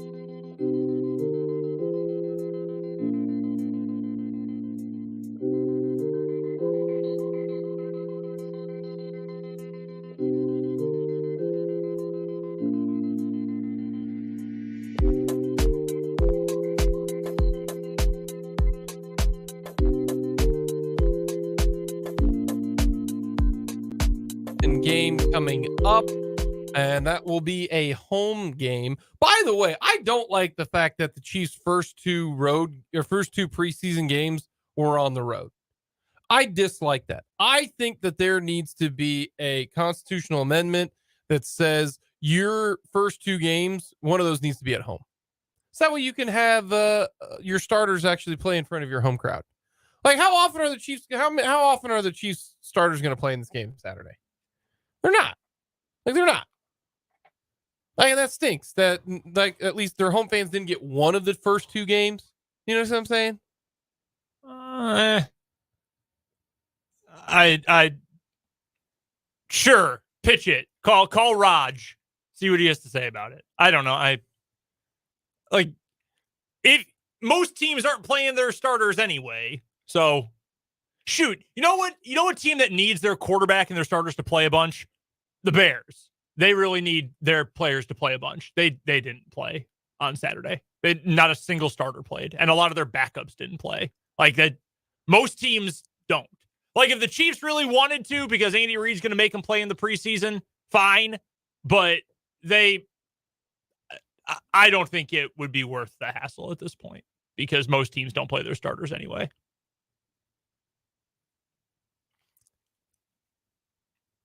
That's my opinion. This is is it Brady or Belichick situation to me. How so? Are the Chiefs good because of their players in the regular season, or are they good because they push them? Like, Andy Reid runs the hardest practice and the hardest camp. Everybody says it. I think, yeah. Like, they're true, probably, but I do wonder of how much a hard camp does benefit the Chiefs. I think the Chiefs are good because their players are good. Yeah, and their I coach know is that. good. I know I that. think the fact that they have lost like 2 September games in a decade is probably because of the hard camp. But that's a big deal. And granted, yeah, I mean, in years when you by 1 game earn your top seed, sure, that's a big deal. That's important. But over the long run, I'm not sure how much of a huge difference it makes. Maybe it does. Maybe it helps with, intestinal fortitude when you get near the end of the season. The fact that you had those dog days in August and July when it was 1,000,000 degrees outside and you were melting inside your pads and you were hitting each other. Maybe that does help. I do not think playing in the preseason helps for most guys. Like, and I've said this before, and I know Andy Reid disagrees with me, and that's fine. Playing Patrick Mahomes in a preseason game and yet being scared to run a QB sneak, right? Genuinely kind of dumb. Facts. Like, Andy Reid's not dumb. That decision, that process to me doesn't make a lot dumb. of sense. I agree with that, because I've long said that he needs to get over the so is Patrick Mahomes, the nightmare effect of that. But what does Travis Kelce gain playing in a preseason game? What benefit is there for Travis Kelce? If you wanted to tell me even 5 years ago, well, you know what? It's about being in the vibe of feeling a game starting, going through warm-ups, getting your pads on, doing your superstitions beforehand. You want to tell me that a few years ago? Fine. Travis Kelce is in his mid-30s. He does not need any of that anymore. I'm certain. Joe Tooney does not need any of that. I'm positive about it. That's why I'm not. I guess you got to get in shape and get conditioning done. So I get that with Chris Jones. But, like, I don't know. The older you get, I don't think it matters. On the flip side, okay, Jordan Love has to play in the preseason.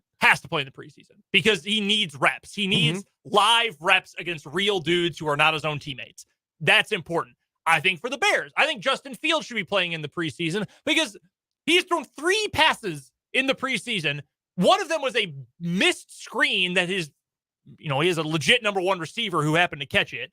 And then he threw 2 other little flare outs. Like, that guy has to prove he's an NFL quarterback. You need to know, can this guy push the ball? Can he throw multiple route concepts? Does he have receivers who can run the whole route tree? And then can he throw the entire route tree? Patrick Mahomes doesn't need that because Patrick Mahomes is the best quarterback in the NFL. And he's now going into year 7. He had mentioned in the past, Mahomes has, like, I got to get that hit. I got to feel that hit. And he kind of joked about it after the game on Saturday night, saying, I really haven't been hit yet. And the offensive line's doing a really good job. I haven't been hit yet. But I think that's just like a line to use that probably sounds good. Yeah.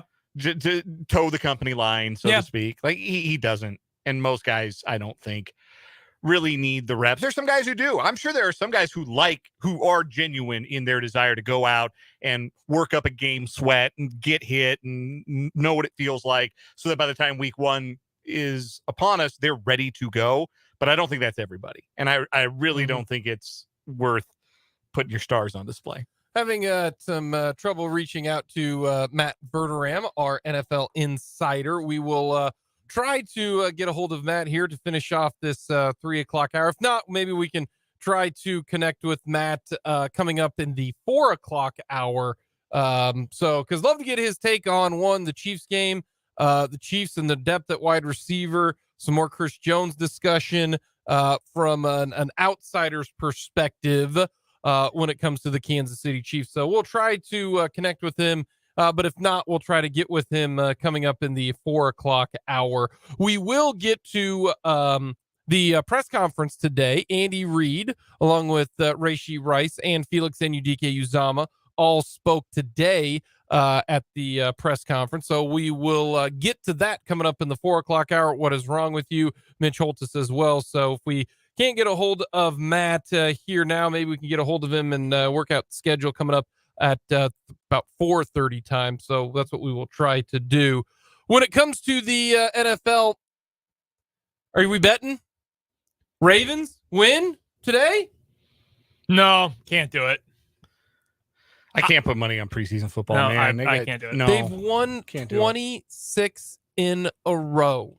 Did you see that someone, I don't remember because I don't even know who they're playing. Washington, I think. Someone from Washington was like, no, we care about this. We want to give them that loss.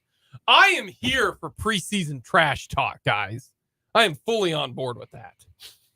I am. I just hope that they try to truly win the game when it comes down to it. By the way, this will be 25 tonight if they end up They've won winning. 24? 24 I thought in a they've row. already won. I thought they've won 26. Yeah, you banked all their preseason games for this year already. No, 24. So it's 24. So this will be 25. This then. will be 25. Okay. Yeah. That's what I want. I want them at the end of the day. Let's say it is, let's say it's like last night, Philly and Cleveland. You know? Go for the win. Go for 2. Can't have a tie. Can't have a tie if you're the Ravens. You got to go for the win. Well, yeah. I mean, it would be dumb to go for a tie in the preseason. No, I can't bet on a preseason game. Not only can I not, I will not. I choose not to. That is not something that I am ever going to do again. I have sworn it off forever. I have not in a few years, and it will be forever years after. Youthful indiscretion. Who is this guy? Where am I? Time out. So you will bet on Australian rules football. Sure, I will. By the way, regular season ended this week. Brissy, top 2 on the table. Woohoo! Lions bringing it home. First time since the early aughts. It's going to happen. Going to send Dane Zorko out a winner. Charlie Cameron, my guy, Joe Danaher. And I'm bringing home this year. Does that mean Got that you are an absolute sicko? Of course she does. Okay, good. Stay up What are you watching talking about Aussie late rules? night FS2, watching some Aussie rules. I didn't subscribe this year, but I have for years been a subscriber to AFL Global, which is the streaming service. How are your Rough Riders doing? Big win over BC last night. Took down the BC Lions. We're on our 3rd quarterback of the year. Not great. Not good at all. But How are they're doing okay? You're all right. I think we'll be a playoff team this year. Defense is pretty salty. Man, I miss my 20s. You're ridiculous. Bet on that. You're ridiculous. You're going to bet on a sport that has something called the Rouge? Well, yes. And if the NFL was smart, they would have it too. I wish you all, and not just our YouTube listeners, could have seen the look on Jake's face when he said the word rouge just now. Yeah, no, of course I will. It's also a real game that has real meaning. Potsy Tuberville ain't going to be out there, getting snaps at running back. Former Valdosta State legend. You don't even know if that's a real name or not. You have no idea. Potsy Tuberville might be real. You don't know. That's not real. It's not. It's not But real. you only kind of knew that, though. I did want to see if Mac Hippenhammer was going to catch any passes for the Cincinnati Bengals. That is a real name. On God. You can look that one up. Andre Yashavas? That's real. Yes, he is. Yeah. Cincinnati Bengal. Yeah, I told you. Princeton Tiger. Locked in. Dude can play, by the way. We could really genuinely do like what's that old meme graphic, the house party or whatever it is, with all of the fake names. We could do like, fourth string NFL guy on the 90-man roster, or like insurance salesman here in or Topeka. like Curbs Lurb. Chris Del Chris. Actual CFL player or 90-man NFL roster player? I would be guessing on every one of them. The teen roast. Yeah, that's what it is. It would be teen roast. Yes. I would be guessing. Caden Aiden. Colton Burpo is on there. Caden Aiden. If your Cool shirt man. If your last name is Carpus Bunsen.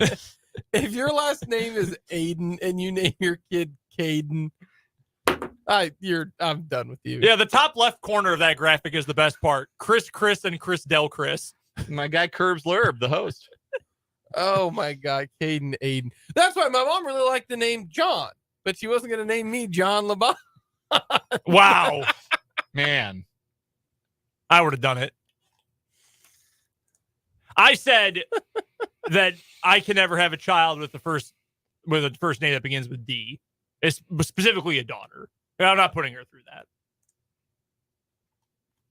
What would the initials be? Double D. Nah, not doing that to a child. No way. I went to public school, bro. I went to public school my entire life. Oh, yeah. The kids are merciless. Never going to subject a child to that. Especially, You got to be careful with those things. Girls. Yes. Girls can be mean, man. Yes. I was bullied by many of them. I know quite well. No, he's dead serious, but you could not. I was not expecting that. No, you couldn't have waterboarded that out of me. All right. Anything else in the NFL that piques your interest right now? No Bosa. That's no Nick Bosa for the 49ers. Is that a big deal? Not a big deal. There's not going to be any Joey Bosa for a while anyway. He's good for like 8 games this year. Joey Bosa's plus value for 10 sacks. That's what I found out looking up the over-under on Joey Bosa. No, not a huge deal. They'll get something done with Nick Bosa. Yeah, he's one of the best defense players in the league. He's top 3 defense player, top 5, definitely top 5. And they better be great on defense. They're one of the, like, the Chiefs doing what they're doing with Chris Jones. There's an element of it that's like, we can probably make it shake without you. Like, you're not our most important guy. We got Patrick Mahomes. He's our most important guy. I think for the 49ers, Bosa is their most important guy. I think he's their best player. I don't think you would ever say, and this is not a knock on Chris Jones or saying that he's bad, but you would never, ever say with a straight face that he's their best player. But you would absolutely say that about Nick Bosa. And if it's your best player, you get it done. You find a way. I think the 49ers are one of the most fascinating teams in the entire NFL. They have the most fascinating quarterback in the entire NFL. They are expressing so much public confidence in Brock Purdy that it makes me think something is wrong. Like, why are you continuing to, like, if they had not said anything except, yeah, he's our starter, if that's all they said, they being Kyle Shanahan mostly, if that's all that was said all offseason, Nick, once he's healthy, Brock Purdy is the starter, then the whole world would be, oh man, those 5 games last year before he got hurt, he was incredible. He's the, the chosen one. He's the Mr. Irrelevant. It's the next Brady with that whole story. But instead, it's been, he's making all the plays. He looks better than before the elbow injury. He's incredible. He does everything right. Why do you have to keep selling me on this? Like, why are you giving me the used car pitch here? I would love, if I could ask one head coach one thing, except for asking Andy Reid to rank the Kansas City barbecue establishments top to bottom in terms of ribs, brisket, pulled pork, mac and cheese, so on and so forth. I would love to ask Andy Reid that question someday. But if I could ask any other NFL coach one question, I would ask Kyle Shanahan, what makes a quarterback good? Because I'm dying to know what he thinks the answer to that question is. I bet the answer is get it to a guy who can get it to the wide receivers. Like that's all it is. Not like make plays, not throw the ball 80 yards, just get it to the receivers who are better. I am going to scheme one stud wide open on every play. Just get it to him. Yeah. He is a former wide receiver. That's probably why he feels that way, honestly. Yeah. The late, great Pirate Mike Leach, his answer was accuracy. He goes, you can only be so accurate. You can only improve your accuracy so much. Mm-hmm. Because if you're accurate in high school, you'll be accurate in college. If you're accurate in college, you'll be accurate in the NFL. Because accuracy is a big, big deal. Can I interrupt the NFL discussion for a second to get to something else? Is it pressing? It is. It's very pressing. Okay. The University of Virginia's starting quarterback is going to be named Tony Muskett this year. Okay. He literally has a gun. Literally a musket for an arm. His name is Tony Muskett.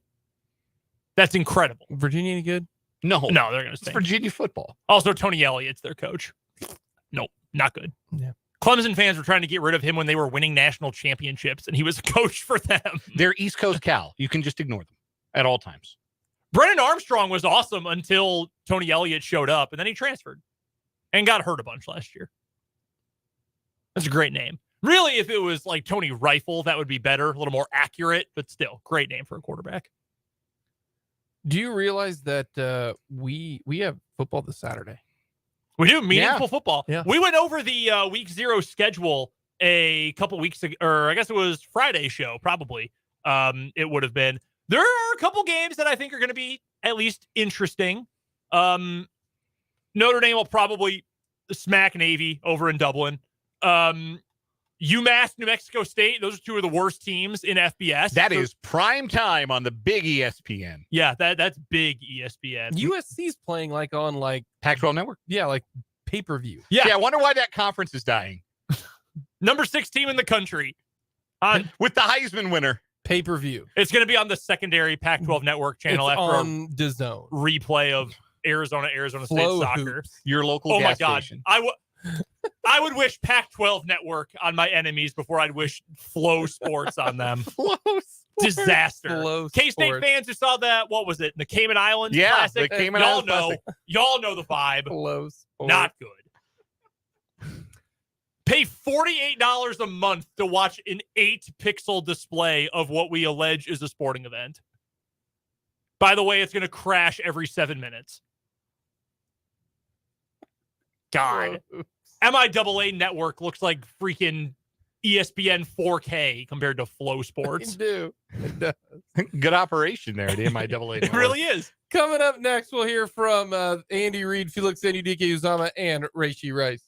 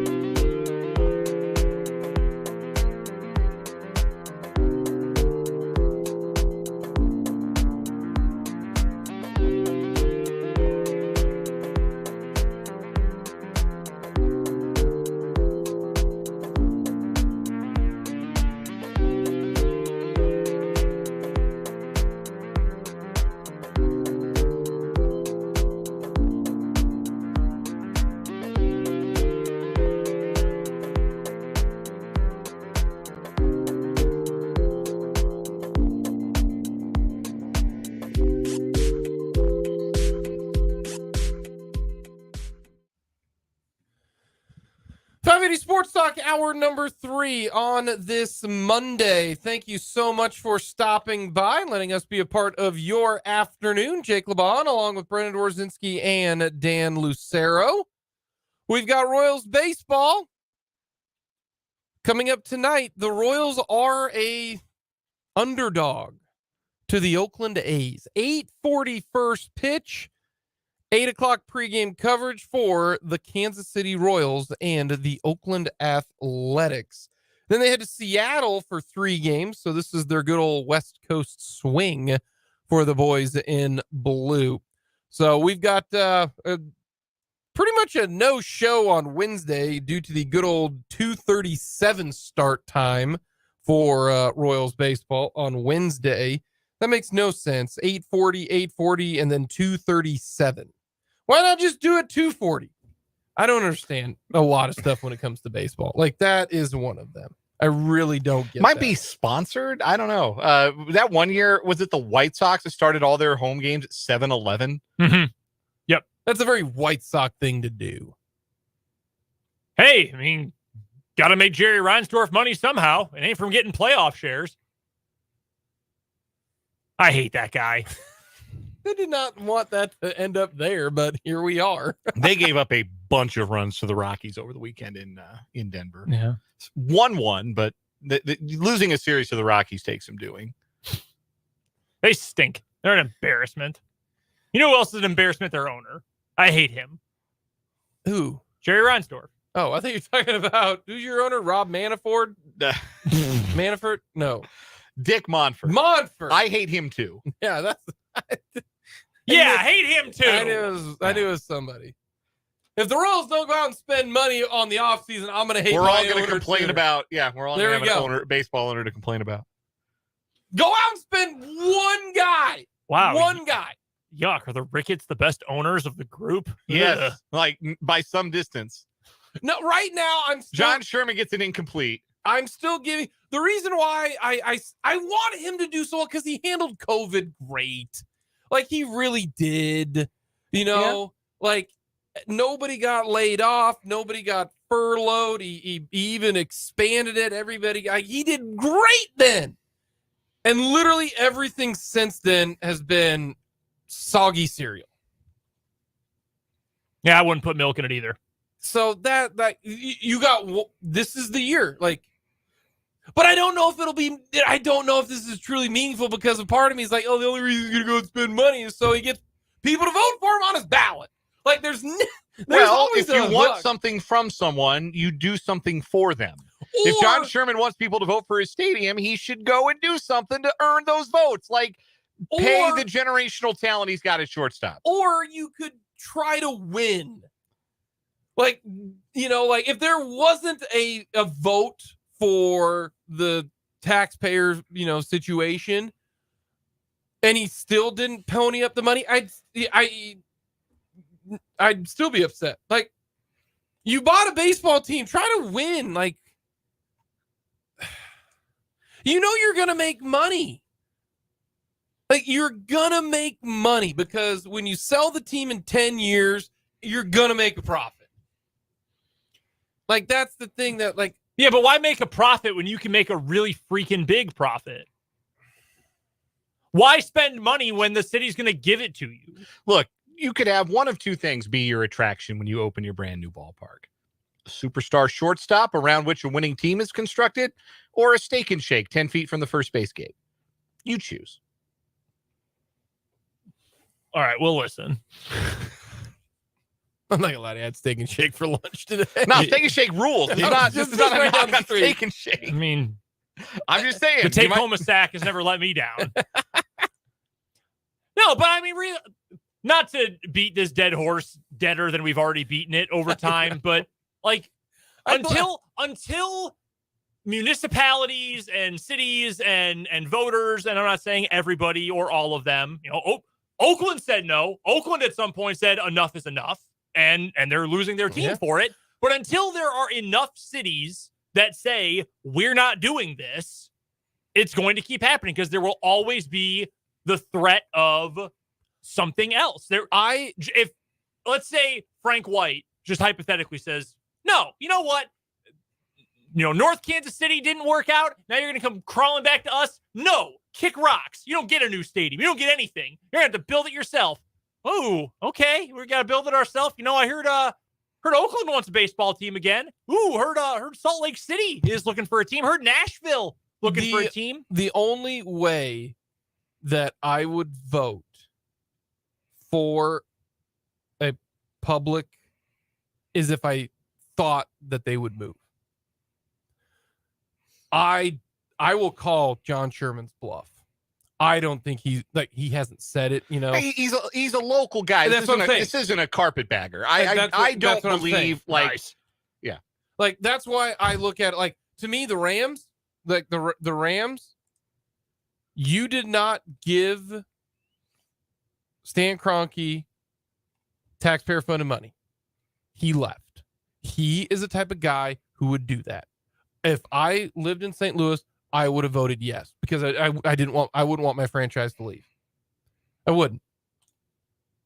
Like that's the only way. I don't think John Sherman would up and leave. If the owner of the Royals were Stan Kroenke right now, I would tell everyone in Kansas City, do you like the Royals in Kansas City? What's your answer? If the answer is yes, you better well vote yes. Otherwise, they're gone because Charlotte will have one. Portland will have one. Montreal will be open. Like you mentioned, I don't think he will move the team.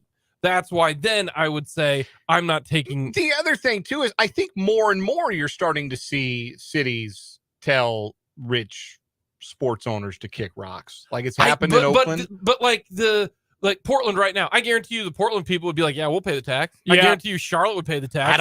I don't think Portland would. I think they would. I think Montreal would. I think Portland's got bigger problems.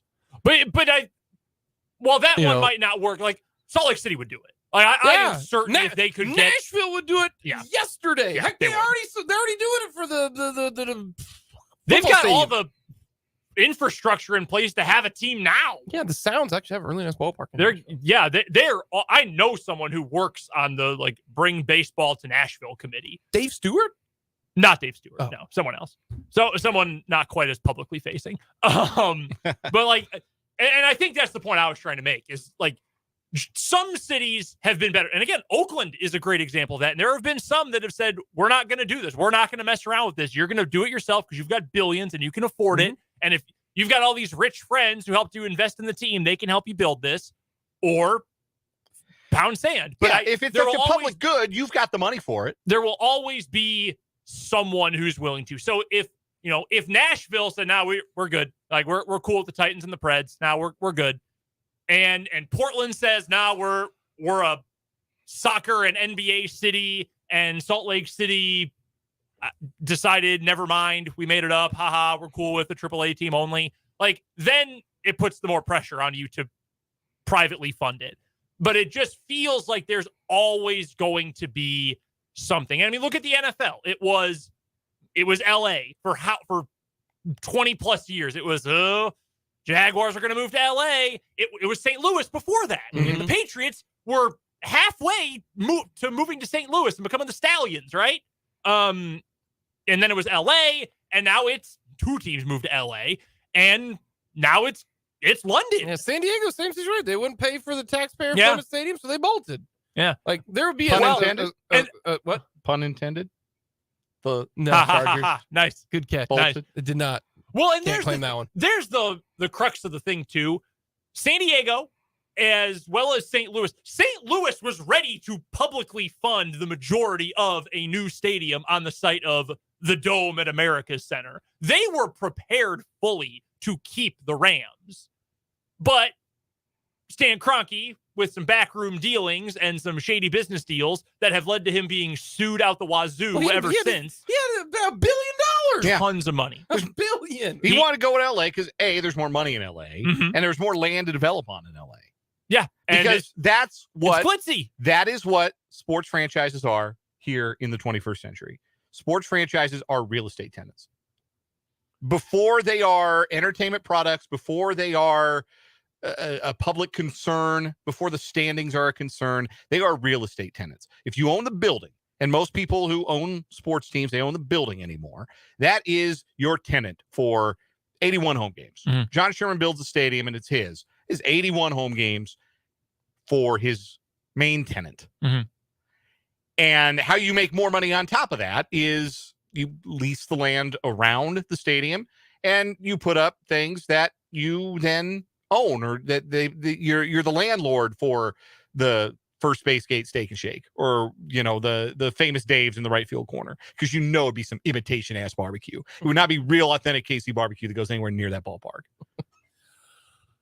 I don't know how we got here because you mentioned Jerry Reinsdorf. How about that? Yeah, I Way hate to that guy. go. Rich Way to guys. go. Who That needs guy- them, right? That guy Way to go. stinks.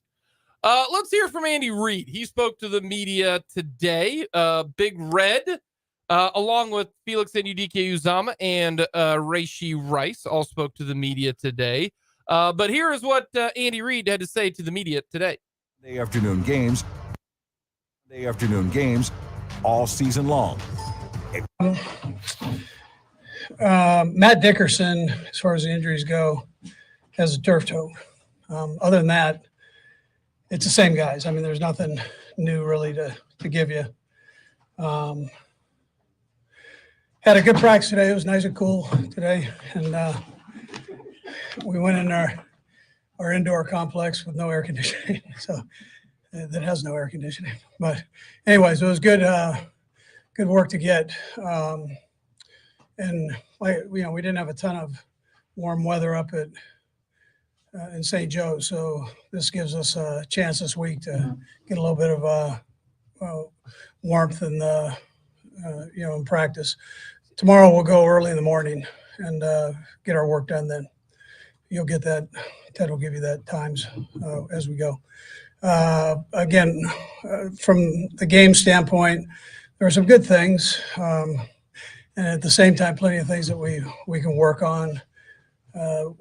Wasn't sure how the game would play itself out with getting the threes some work, but we were able to get them in, and which is great for evaluation purposes, and still give the ones and twos some good reps there. Anyways, time's yours. Any chance Pacheco would play against Cleveland, or are you gonna? There's a chance, yeah. There's a chance. He's got to be cleared and all that. Today was the first day, Coach, we saw him without the yellow non-contact jersey. Is that a positive step? That's a positive step. In the right direction. So Yeah. that'll maintain. Yeah. I mean, as long as that happened today. All right. We haven't seen Tershon out there for a little while. Did he have a setback with the knee, or is Knee swelled up a little bit, but he's feeling good now. So. And then secondly, we obviously saw Shane come in the game first the other day, and then Dwayne. Any change in the depth chart there? I mean, do you still expect to get Dwayne? And those two are real close. I mean, they're real close in there, so they're competing, and just let it play out here. See how it goes. But it's good competition. Anything else? What about playing Saturday in the heat? It's going to be a noon game. Just kind of good for that by Yeah. practicing today. Yeah. Well, these next couple of days, I think you're probably going to take care of that. But I think it cools down a little bit, but I think you're looking at 89 or something of that sort. So it'll be warm. We just keep our rotation going. We're going to have that in Jacksonville, and possibly our night game against the Lions. So, but Jacksonville's a noon game, so you got to be ready for a hot one there too. Andy, just how do you view the back end of your wide receiver competition right now to make this roster? Running back, wide receiver. The back end of who's going to make the roster? Yeah, well, I don't know that yet. I mean, they're competing like crazy. You keep 6 or 7 of those guys, so that 6 and 7 spot is going to be a pretty good battle. We'll see how it all winds down there, as we go. But it's open. It's wide open for those spots. In what ways have you seen Shane grow since his first year? Yeah, listen, he's familiar with the offense. He kind of knows how we do things. I think he's got a pretty good feel for the game, just in general. So you can see the improvement that he's made from last year with his accuracy, throws, choices on his throws. He's had a chance to look at these coverages and blitzes that these coordinators throw at you. So, he's got that part of it too. Andy, any chance Tony comes back to practice anytime soon? We'll see. Probably not tomorrow. Not the chattiest day for Andy Reid at the lectern. Not, I don't know, not in the mood, distracted. I don't know. So this was the first time we had gotten confirmation that 7 wide receivers was a possibility for the Chiefs. I think we have assumed that given the depth of the room, like we talked about at the top of the show today. So here's my question. If you are going to assume that by keeping a 7th receiver, so I would say you're going to probably keep 14 skill position players, because what they've been doing, 4 running backs / fullbacks, 4 tight ends, 6 receivers, if not only 5 receivers. Let's say you're keeping a 7th receiver, so you've got to get rid of somebody else in those skill position rooms. Who is more likely to have someone on the chopping block? The running backs or the tight ends? And I would have said tight end for sure if this question had been posed first hour of the show on Friday. I would have said, absolutely, it'll be the tight ends. Fortson, that's an unfortunate situation. And Bell or Bushman, it's going to be just one of them. Mm-hmm. And it'll be just Gray, the surviving one there, and Kelsey. You keep 4 running backs. Then we talked to Matt Derrick, and he said, I'd slow your roll a little bit on Deneric Prince. Maybe wouldn't order that Deneric Prince jersey just yet. And then, Prince had a touchdown, but wasn't exactly great. He was better. Yeah. In game 2, but he was also noticeably further down the depth chart. And I don't know that LaMichael Pirine is going to be a no doubt addition to the roster. So I don't want to be too reactionary, but I'm thinking I may have flipped around on this. And especially when you consider the Chiefs' short yardage back once a game is actually a tight end. Right. It's either Kelsey or Gray or Bell. Or Bell. Taking a direct snap and lunging forward. I almost wonder if they're going to chop that 4th running back and just stick with 3. And, I still think it's possible Clyde ends up getting traded, but with no movement there for now that we know of, I kind of am of the belief that we're going to end up with Pacheco, McKinnon, Clyde as just a 3-man running back room with then Kelsey, Gray, Bell, and Bushman all making it as tight ends. And the 7 wide receivers. And 7 receivers, yeah. Especially, we started to see some of those wide receivers chip in on special teams, like Rashee Rice. Mm-hmm. I wasn't watching this as closely in week 2, but in week 1, Rashee Rice had a special teams tackle, and Justin Ross had a special teams tackle. And if you're going to carry 7 wide receivers, some of them have to contribute on special teams, just a numbers game at that point. So if they've got 7 receivers and they feel like they can get some help on special teams from some of those guys, because then, okay, you've got an injury or 2 at running back, fine, go empty. You have Patrick Mahomes. Trust him to figure it out. If you need to keep somebody in the block, Noah Gray, I'm sure can do it. But 4 running backs does kind of get to the point where, especially if you're keeping 7 wideouts, I don't know if you need 4 running backs. Yeah, that spot is a special teamer. That is going to no doubt be someone who has to be a core special teamer, whether it ends up being Deneric Prince as your return man, whether it ends up being Justin Ross. You didn't have to do this a whole lot of Clemson, but in the NFL is different. You're going to have to do it. Somebody's going to have to play in that role. I'm fascinated by those spots, I think, more than anywhere else on the roster right now. Let's get to a break here on 580 Sports Talk. On the other side of this timeout, we've got today's What Is Wrong With You. We'll talk some more NFL and hear from some more Chiefs players coming up a little bit later on this hour, right here on 580 Sports Talk.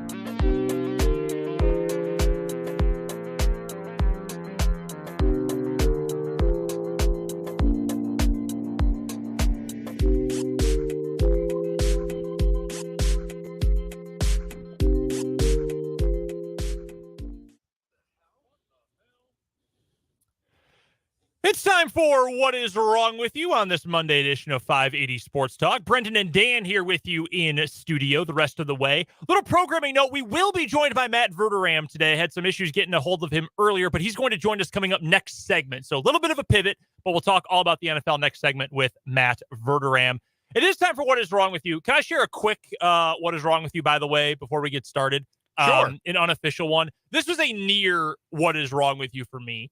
Have you ever just scrolled through eBay, like looking at a specific thing and being like, oh, this would be cool to have? Not as much as I used to, but yes, that used to be a pastime. And just like, throw out a bid. Let's see. Let's just toss out a couple. So I've been developing this collection at home of mini helmets, the Riddell, model mini helmets. Uh-huh. And I was on eBay searching through signed ones. And I was just scrolling the other night and I was like, ooh, all right, Aeneas Williams, Hall of Famer, all pro. That's pretty cool. Yeah, sure.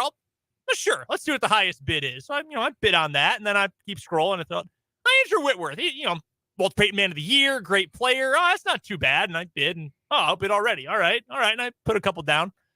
Next thing you know, I'm done. And I'm just hanging out on the couch, and I think, oh God, I just committed to spend like $80 on mini helmets. And thankfully, I got outbid for one of them, so my potential expenditure got cut in half. Which one did you get? Well, it's still got a couple hours left, but I'm currently still the leading bidder for the Aeneas Williams signed helmet.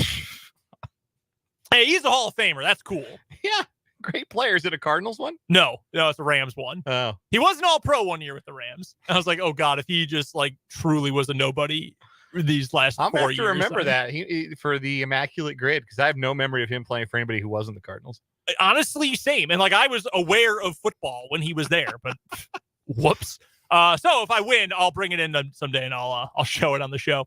By the way, What Is Wrong With You? My dumb stories and otherwise are brought to you by Top City Metal Supply, who cuts the metal you need to your specifications. It saves your time, your money, and your material. So never settle when it comes to metal at Top City Metal Supply on South Topeka Boulevard. Since I already shared one story, Dan, why don't you go first today? All right. We are going to Denver International Airport, where Kenneth Henderson Jones, a United Airlines pilot, had enough.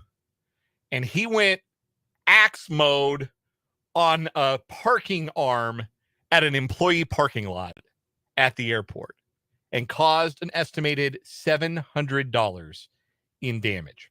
The 63-year-old pilot on August 2nd was armed with a full-size axe and chopped at the parking arm of the exit gate of an employee parking lot 23 times until he knocked the arm off its base. Awesome. After that, video also shows Jones scuffling at length a few minutes later with an airport employee who saw what happened and tried to take the axe away.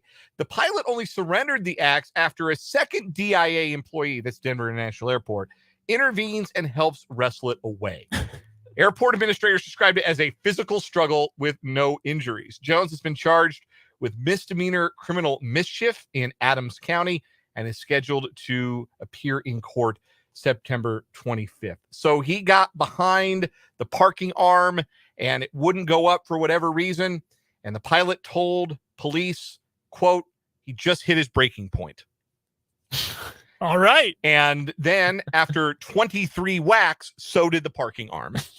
With an axe. It's awesome. The still shot at the top of this news story is amazing. Yeah, it's really good. They're wielding an axe. Ready to chop it down. That's great. There's video too. Like they really are wrestling over the axe. It's wild. Where scary. Did he get the axe? Yeah, great question. Is that a thing? Like Major Dennis Reynolds vibes here. Do y'all have like an axe? I don't. You keep that thing on you, like in your vehicle. Does anybody carry with them an axe? I need to know. Crowdsourcing this. YouTube comments. Text line 785-272-9429. Do any of you have an axe on you while you are in your vehicle? Like, do you just part of your travel kit? You have, your jumper cables and an axe. Like, is that how y'all get down? I need to know. But man, he has some weak swings. I gotta say. Yeah, I'm watching him swing. Yeah, he not putting any oomph behind it. I could have gotten it down in 22 whacks or less. Didn't know how to use it. Don't use a weapon you don't know how to utilize. Come on. He wasn't really committed. I don't think he was pot committed. Yeah.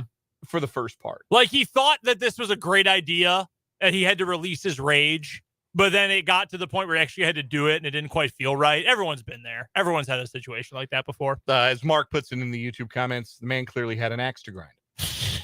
Well done, Mark. That's a good line. From the 785, pilots are just grown Cub Scouts, so they're always prepared. Wow! Wow. Damn. That's an amazing text. What a burn. All right, so we've got a classic rivalry here, an all-time What Is Wrong With You rivalry. The story that is incredibly funny versus genuinely one of the worst people who's ever been alive. We are headed to Nashville, Tennessee, where we meet former apartment property manager Casey Euler, who is under investigation. She is accused of taking payments that were meant to be rent payments and just stealing them. She's been charged in multiple counties for doing this. By the way, these are low-income housing residents who had their rent check stolen by their property manager. The Jackson, Tennessee-based company recently admitted in a letter to tenants that it isn't their fault that their rent payments were stolen, and the company still wants residents to pay again. One resident said he places his money order for rent in a gold slot at the Holly Tree Apartments every month. He says, once it's in there, my responsibility is over. Correct, John. Angel, another resident, she said the same. They did not expect, though, that those payments would disappear. Someone says, this is such a big mess. There are so many people involved. Euler, the property manager, is accused of taking the payments and, again, doing so in multiple counties, all for the same greater property company. So essentially, here's what it comes down to. She works as the property manager, the office person, whatever, at a low-income housing apartment complex. People have been dropping off their money orders and their checks in the slot for rent, and instead of transferring them to the bank or to the ownership group or to her superiors, she's just taking them and spending them for herself. So people who are hard up for money are now having their money stolen, and the company is telling them, well, they still got to pay rent.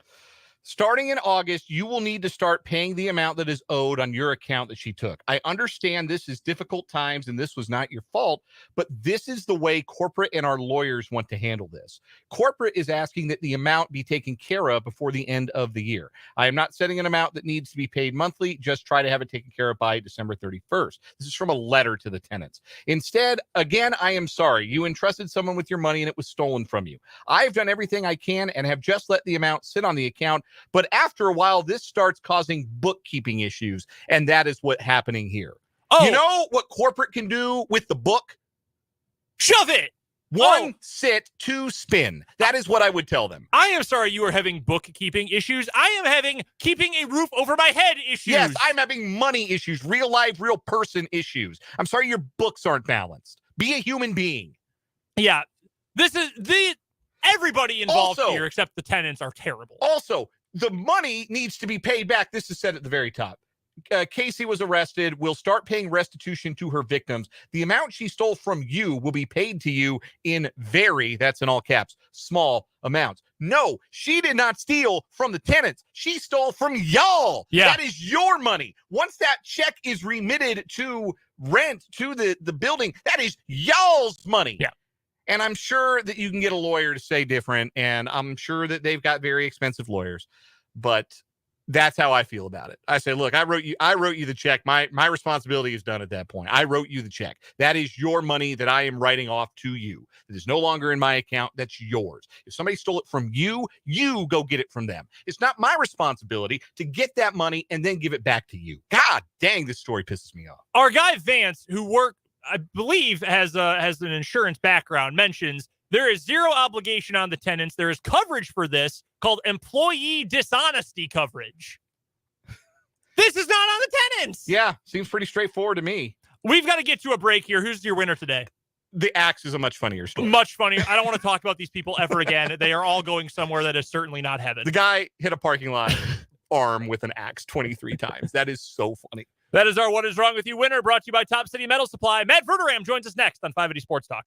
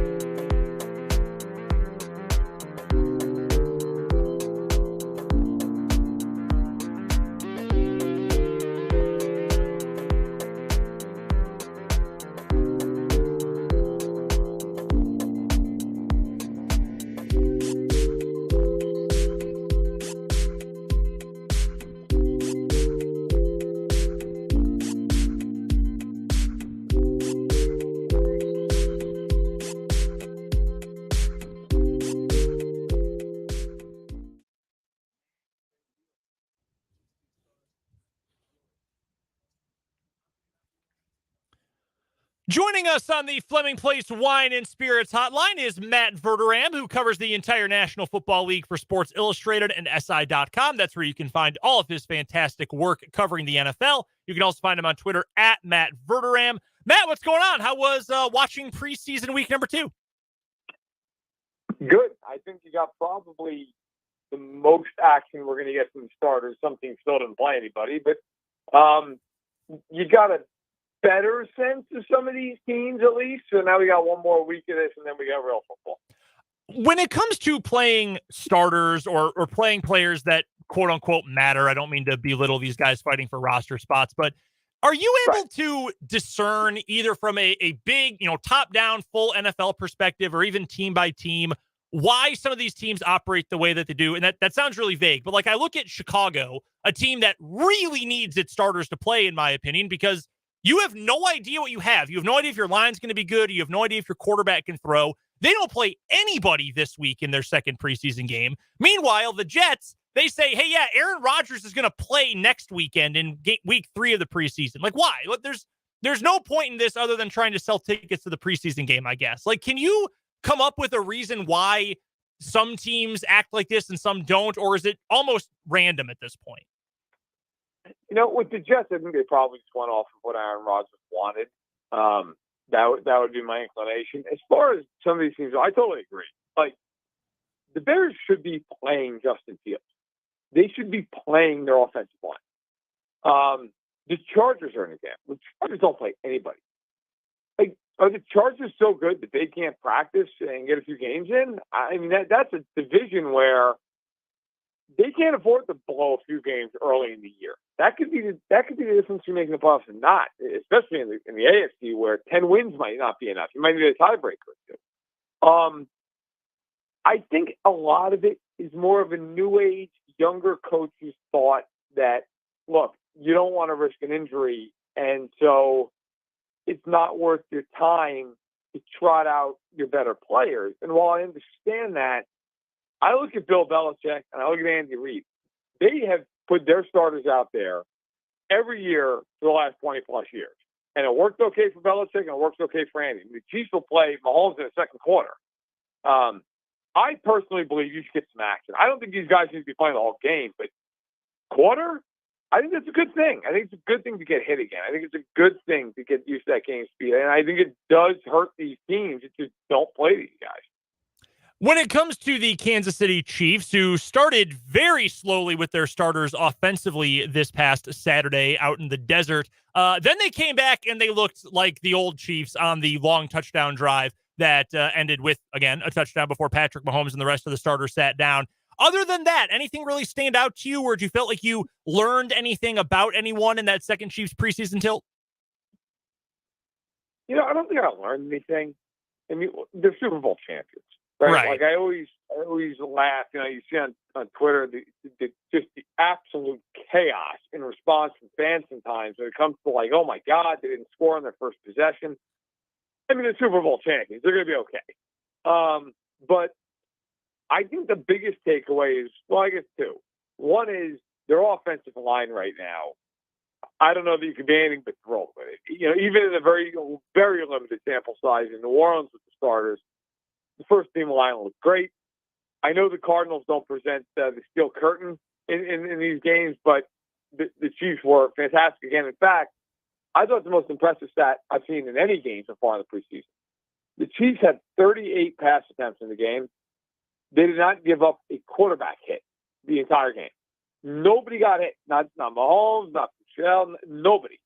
The other thing, which goes hand in hand, I guess, is the passing game. Justin Ross is to a juncture now where he's going to make the team. The question is, how much does he use right off the bat? I mean, I don't expect him to see more snaps, of course, in an MVS or Tony when he's healthy, but I think Justin Ross has got to see real time.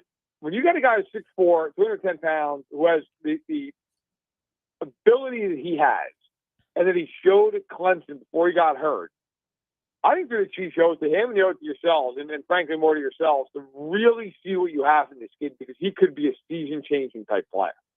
Has anyone defensively really stood out to you so far? No, not good or bad. I mean, I don't think there's been anybody who I've watched and said that guy just can't play. He's out of place. I don't think there's anybody who's really stood out in a way where you say, okay. I mean, I think probably if you're looking for anybody, it's probably the fact that they just don't have Chris Jones. I know that's maybe a lazy answer, but I think it's the truth. Like they don't have that push from inside. They don't have another defensive tackle, not even of Chris Jones' caliber, obviously, but of anybody. They don't have a guy who you go, okay, he's not Chris Jones, but he might get you 5 sacks. They need him back sooner rather than later. And you're getting to a point now with Chris Jones where if he's not back in the next couple of days, there's a real chance he doesn't play in week 1, or that he's very limited in week 1. And that is really the biggest concern right now in Kansas City, for sure. Our guest is Matt Verderame, covers the National Football League for Sports Illustrated, joining us here on the Floating Place Wine and Spirits hotline, as he does every Monday here on 580 Sports Talk. Check Matt out on Twitter at Matt Verderame, and his work at SI.com/NFL, him and the outstanding staff that covers the National Football League for SI. Speaking of that coverage, Matt, you concluded your training camp tour, got to get around to a lot of training camps across the American Midwest. And in your travels, which team did you leave their training camp maybe more intrigued by than you were before you got there, for whatever reason? Yeah, there were a few.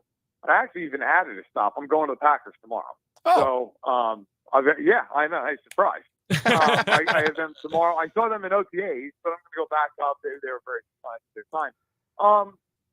Look, I saw the Chiefs, and they were the most impressive team I saw. I can tell you this. I've never seen a team ever move faster in a practice than the Chiefs. It's just not breaking news. Andy Reid is kind of notorious for that, but it's a staggering difference from when you watch other teams. And that's not to denigrate anybody else. It's more of a credit to Andy Reid.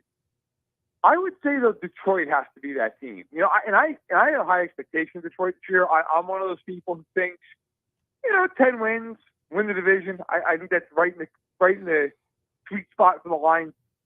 The Lions were really impressive when I watched them. Now, I don't think they're going to win the Super Bowl. Like, defensively, there's still some real questions, and they've got to kind of put it all together. But I like Detroit. I like Campbell.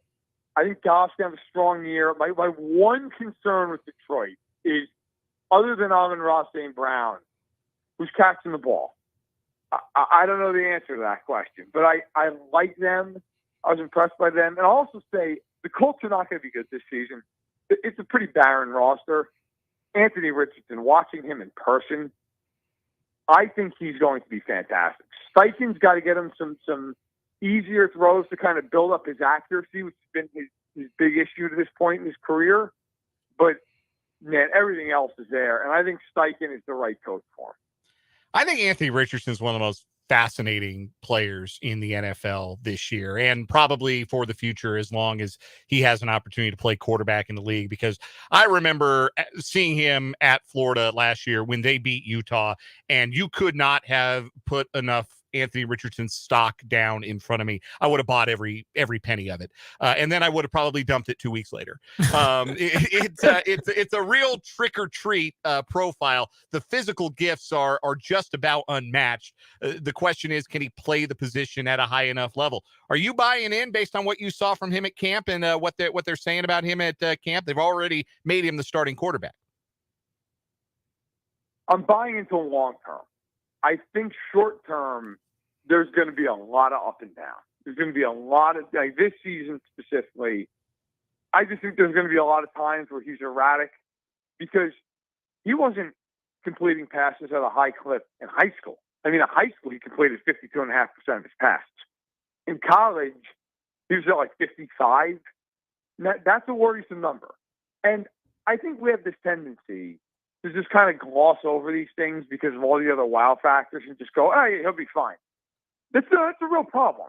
It's a real problem. He may be derailed by the fact that he's just not accurate. Most guys don't become more accurate as they get older. The thing I like, though, about Richardson, I think he's got a good coach with him. I like Shane Steichen. I spoke with him extensively one-on-one down in Indianapolis. And, Steichen is a guy, he worked with Justin Herbert in his formative years as a rookie. He worked with Jalen Hurts for a couple of years in Philadelphia. Those guys rave about Steichen. There's a reason. I think that he's going to bring out the best in Richardson. And I will say, I think the ceiling for Richardson is exponentially higher than any of the other rookie quarterbacks. Young, I think, is the highest floor. But Richardson, if he becomes the best version of what I think he can be, he could be fantastic. We're chatting with Matt Verderame, who covers the National Football League for Sports Illustrated and SI.com. Check out his work at SI.com/NFL. You can also find him on Twitter at Matt Verderame. He joins us here on 580 Sports Talk on the Fleming Place Wine and Spirits Hotline. Speaking of quarterbacks, a couple of guys who are still young, but a little bit older than the rookies. And I want to give credit here. It was Tom Curran from NBC Sports Boston and Matt Schneidman of The Athletic ahead of the Packers-Patriots game this weekend who had this discussion. They were talking about it back and forth. I will ask you the question they asked themselves, Matt. Who would you rather have long-term as of right now, Mac Jones or Jordan Love? Jordan Love, because I know what Mac Jones is. Okay. And I don't know what Jordan Love is. I saw him just up in OTAs going against the first team defense, and there's a second day of OTA. So take that with a massive grain of salt. He really struggled that day. Now, they did a lot of red zone, and they did some things that were kind of designed to be difficult on the offense. LaFleur was giving him a lot to handle that day. He struggled.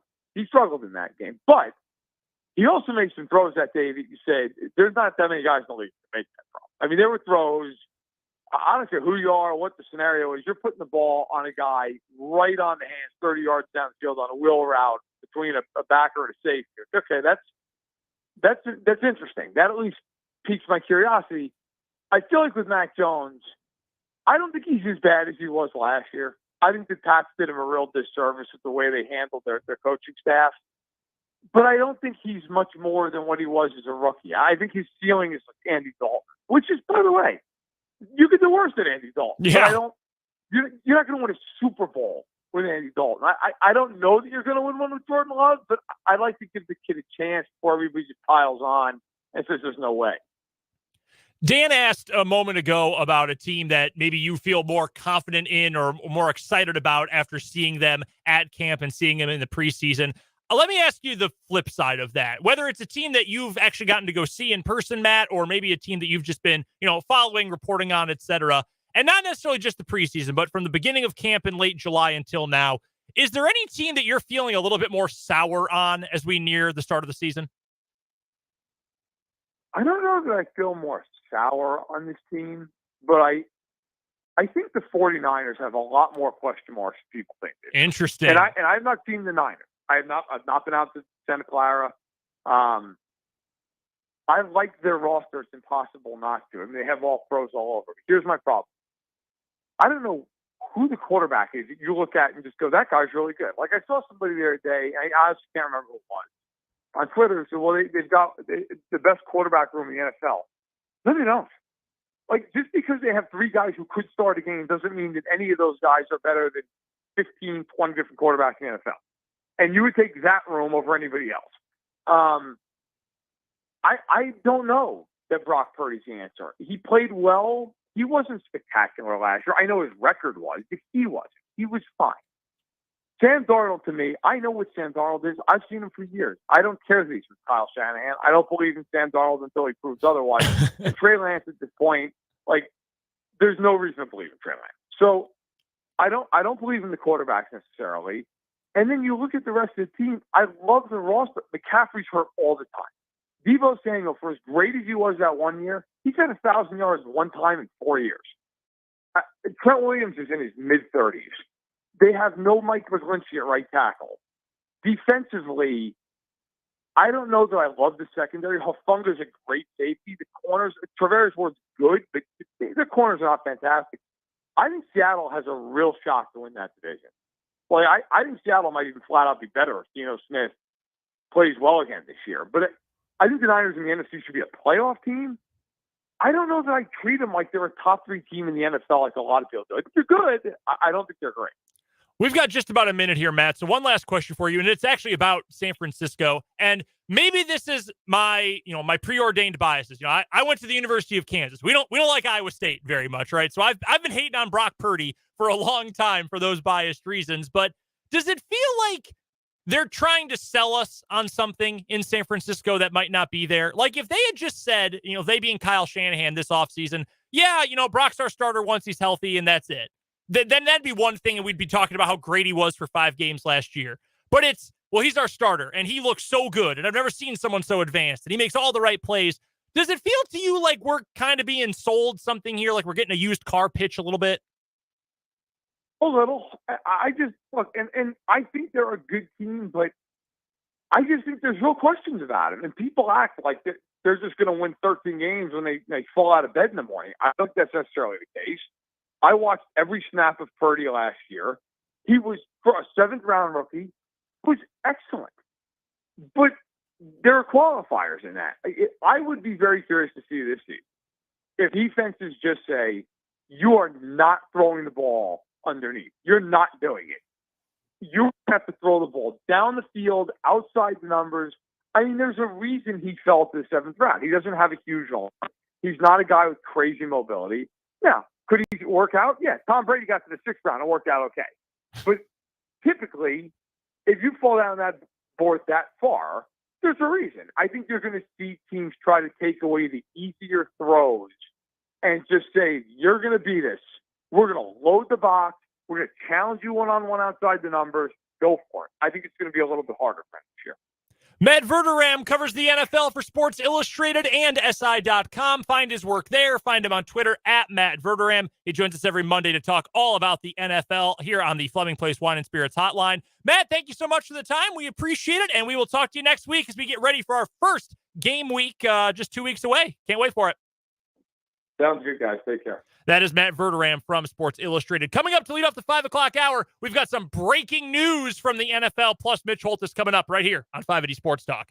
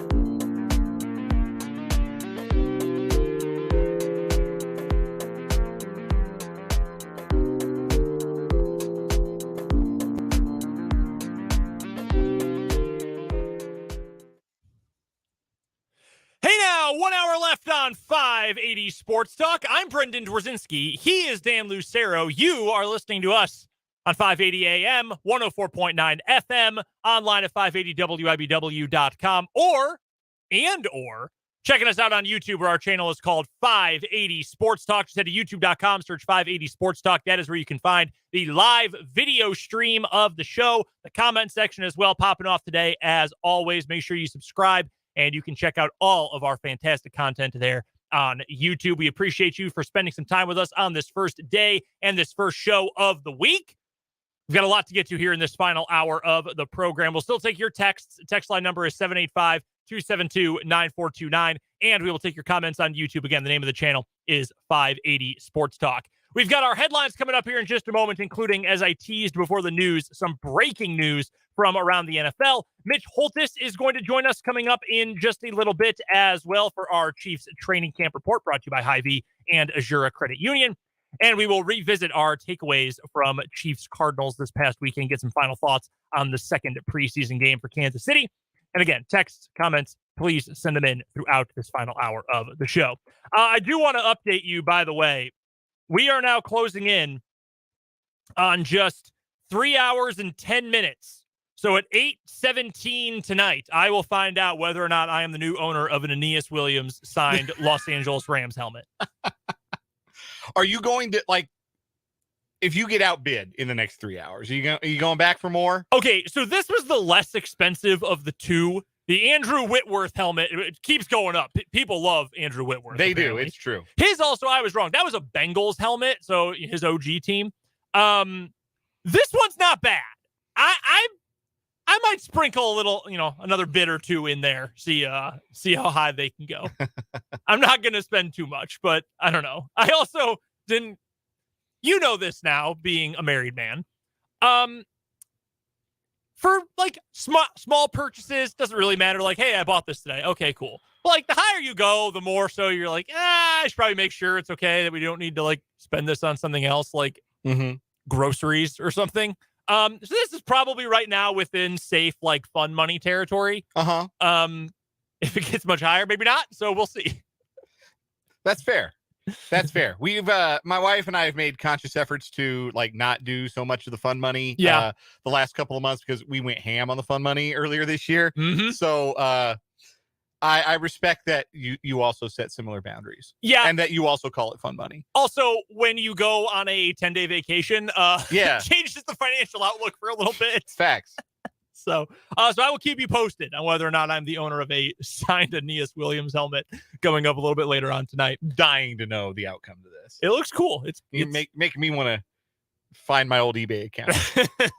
My eBay, it's been so long. My eBay email address might be dlucero@depaul.edu. Like, it really might be my college days. That was kind of my peak. I still have the Dante Bichette Rockies jersey that I bought on like Authentic Joint. No, that like the early 90s. Hell yeah. Is it a size 2XL? Look ridiculous on me? Look like a tarp? Less than it used to, but yes. See, I noticed this when I went to it was KU Day at the K this year. It was Royals Angels, and the giveaway was those sick KU jerseys. All the college nights had them. Too big. I do not wear an XL. I do not need that much size. But you just wear it open. Doesn't look nearly as tarpy. No, doesn't look like a poncho nearly as much. You get a little undershirt action going. Yeah, you're fine. Get the Royal shirt under it, threw that on top, left it open, and much better look than just having like a big moo on. Not quite as good of a look. All right, let's get to our headlines today. Our 580 Sports Talk headlines for this Monday, August 21st, the penultimate Monday of the month of August. Breaking news at the very end of last hour. This was reported by Ian Rappaport, Adam Schefter, all the insiders at 4:53. The Indianapolis Colts have given star running back Jonathan Taylor permission to seek a trade, and conversations about a potential landing spot are currently ongoing. According to Ian Rappaport, several general managers and talent evaluators were informed earlier today that Taylor is available. Rappaport also adds that Taylor's agent, Malachi Kawa, has begun the process of calling other teams. It won't be cheap, as Rappaport puts it, but there is interest. This feels like it was inevitable. the relationship between Taylor and the Colts got really sour really fast in the public eye. But according to the boots on the ground reporters, I believe it was Stephen Holder of ESPN, who I first saw this from, said, you guys think it's bad. It's worse. Like, this relationship was, if not just dead, then straight up toxic in Indianapolis. So I'm not surprised that we got to this point. I wonder what the Colts can get for Jonathan Taylor. When he's healthy, he is a stud. He is awesome. He was the leading runner in the NFL a couple of years back. A really good player. But what is the value of a guy who's been injured this offseason? He has not participated in camp. He was on the PUP list for a while. He has been banged up. So what kind of return can you get for him? And are you trading for him with the expectation that you are going to sign him to a long-term contract? Because if that's the case, well, you're going to have to spend a little bit more probably in caps or in capital, in draft capital to get him a couple more picks, maybe higher picks. If the market ends up being just to get him for 1 year, it is obviously going to be a lesser return because you're not getting as much long-term value. The trade for Christian McCaffrey, I'm trying to pull up the what was moved to get him. It was a second, a third, and a fourth, something like that. There was multiple picks to get Christian McCaffrey. I'm going to go find this as soon as I can. I don't know. Christian McCaffrey, a little bit older, obviously has the reputation of being banged up as well going into that trade with San Francisco. I don't know. Is Taylor more valuable in a trade before the season starts than McCaffrey was mid-season, given where they are in their respective careers? No, because I think McCaffrey's a better player. I agree with that. Yeah, I think McCaffrey, particularly with how the 49ers viewed him, they looked at him and said, we had this player, we're going to the Super Bowl. And they got close. Without like a viable solution at quarterback, they got close. Yeah. I don't know that any team in the league is looking at their roster and says that we're a Jonathan Taylor away from the Super Bowl. Yeah. No, I would agree with that. I think which is there's a larger point there about how we value running backs now, but something sounds familiar about this. Yes, but that's the difference. Like, I don't know that anybody out there is going to say. I mean, there are a lot of teams that say we can meaningfully upgrade our running back room with Jonathan Taylor. Like, it's just better than what we got in house. Yeah, but it's one thing to say that, and another thing to say we're gonna pay out the wazoo to get Jonathan Taylor because he also has to agree to sign a long-term deal with us. Right. Because that's the other thing, too. It's not, and Albert Breer tweeted this out from Sports Illustrated, Matt Verderame's colleague at Sports Illustrated. The Colts aren't going to give Jonathan Taylor away. They'll do a trade at the right price. So it'll probably mean Taylor finding a contract elsewhere and a suitor willing to give Indy a good return on top of that. So it's not just, we got to find a team that will trade draft picks for Jonathan Taylor in the short term here and now. It's got to be a team that believes that paying a running back is a good thing to do. How many teams like that are there? And the wild thing about this is, if there's a team that should think it's a good idea to pay a running back, should it be the Indianapolis Colts? Because you've got a rookie quarterback who might be slow going, might be slow starting in his career. Like, there's tremendous upside, but it might take some time. Nobody expects Anthony Richardson to light the league on fire right away. Obviously, he's a rookie, so you're paying him rookie salaries. When you have a rookie quarterback, that's when you spend a little bigger on complementary positions, like running back. So you make sure you give that young quarterback the tools that they need to have an easier entrance to the NFL and to maybe win a little bit more off the rip. So a couple of interesting pieces of note here. So the trade for Christian McCaffrey netted the Panthers a second, a third, a fourth, and a fifth round pick. The second, third, and fourth were all taken this year, whereas the fifth round pick is coming up in next year's draft. That is 4 draft picks on day 2 and day 3 for Christian McCaffrey, who, again, is a stud. I think Christian McCaffrey is still the best running back in the league. He's got to be healthy, but you can say, hey, this guy's a good receiver. Jerick McKinnon's a good receiver. Are you lining up Jerick McKinnon wide as your X on a play on 3rd and 6? You could theoretically do that with Christian McCaffrey. Now, you'd probably rather have him in the slot, but he legitimately can be a slot receiver for you, which I think is why his career is going to last a long time, because at some point he might just transition to receiver. There aren't other guys who can do that, and Taylor is not much of a receiver. Now, Vance points out on YouTube, wasn't he a 1,600-yard guy just a couple years ago?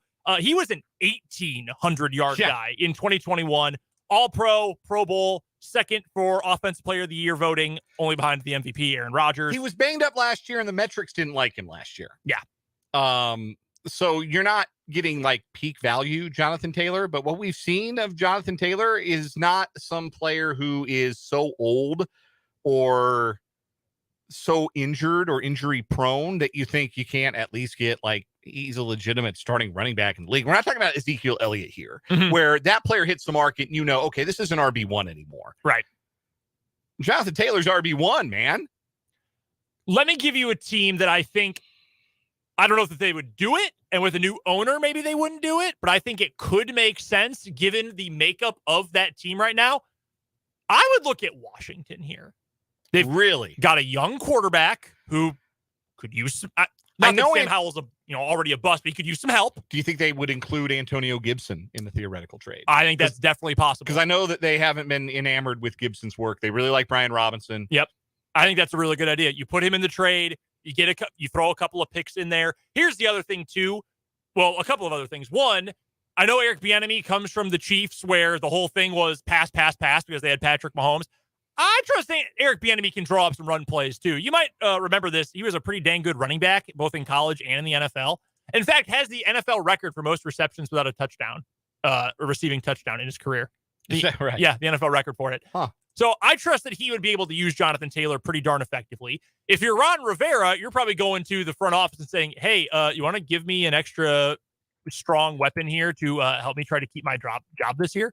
And also, the Commanders have what we call in the business a buttload of cap space next year. 65.2 million in cap space for next year. Bunch of young dudes, not a whole lot of big veteran contracts on that team. They could front load something if they wanted. He doesn't cost anything this year. He was a second round pick on the fourth year of his deal.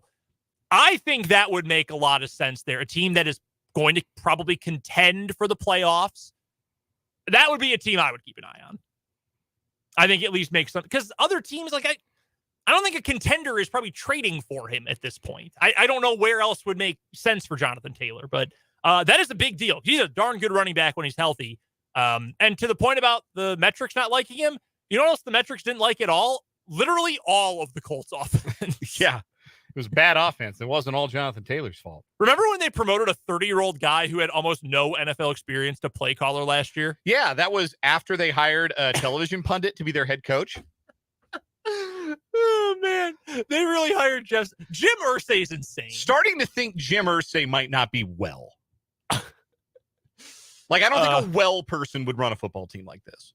Yeah, I think you're probably right about that. First headline for me in our 580 Sports Talk headlines. University of Michigan has self-imposed a 3-game suspension for football coach Jim Harbaugh to begin the 2023 season. You may remember that it appeared to be agreed upon between Michigan and the NCAA that Harbaugh would sit out the first 4 games of 2023 due to an investigation into some alleged violations during the COVID-19 dead period. That agreement dissipated and went away. And so there was no 4-game suspension in place. Well, Michigan has decided to self-impose a 3-game ban for their head coach. Athletic Director Ward Manuel said in a statement, while the ongoing NCAA matter continues through the process, today's announcement is our way of addressing mistakes that our department has agreed to in an attempt to further that process. Per the NCAA's guidelines, we cannot comment further until the matter is resolved. Harbaugh, in a statement, it's a very Harbaugh statement. I will continue to do what I always tell our players and my kids at home. Don't get bitter, get better. Michigan will announce who their interim will be at a later date. Harbaugh will miss home games against East Carolina, UNLV, and Bowling Green. Oh, no. Whatever will they do? You and I could coach the Michigan Wolverines to wins over that murderer's row of non-conference opponents. So here's the real shame in all of this. Is the fact that Biff Poggi left the University of Michigan to go coach at Charlotte. Because that dude absolutely would have been their interim coach. And it would have been a total cluster what of him talking trash to these teams and talking trash to other Big Ten teams at the podium. It would have been awesome. Unfortunately, he left the program. This is weird to me. Like, I get why they're doing it. They're trying to say, okay, we'll self-impose the suspension instead of an agreed upon thing. Can you please get this over with? Yes, that's clearly what exactly what this is. Let's just be done with this, so it's not hanging over our head coach and making him upset to the point where he leaves us and goes coaching the NFL. By the same token, though, don't you think it's a little? And maybe I'm thinking about this the wrong way. Isn't it a little odd though that they're actually going to suspend him for less time than the previously thought to be agreed upon suspension? Like, well, the NCAA said no to 4 games, so we'll just do 3 instead. I don't know. I would think the logic would lean you to saying, hey, maybe we should suspend him for like 5 games or half the season or something. I know they don't want to do that, obviously, but I don't know. I don't know if this will work. This seems like something the NCAA is going to be really petty about. Shocking. Yes. So I don't know. They were petty in their statement they made about it because they had the whole line in there about this is not about a cheeseburger, which that is what has been reported, but no, like Michigan can't say officially that's what the issue is.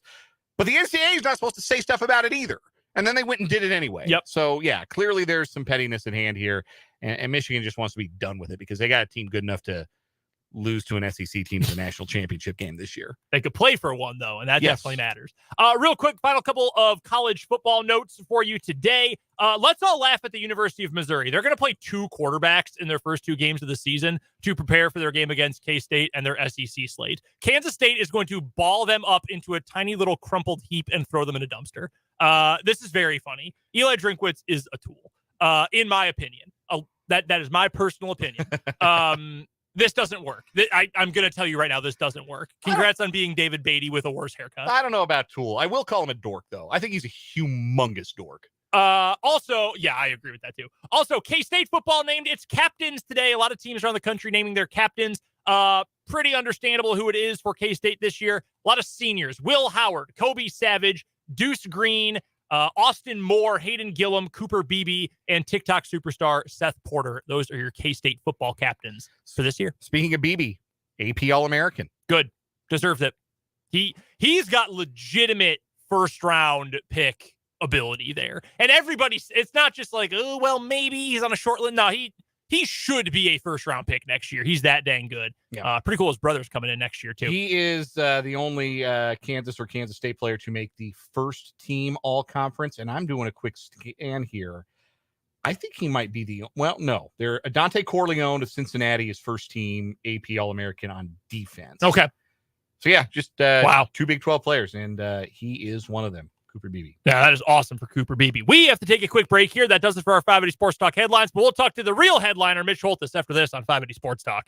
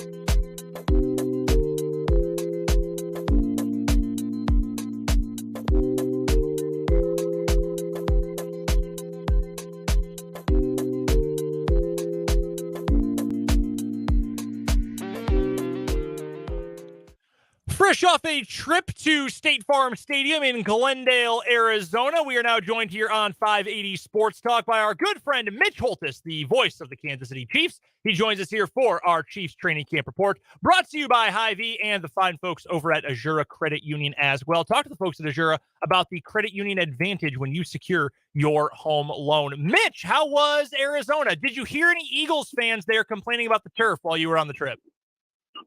Yes, there were only 5,000 protesting outside the facility.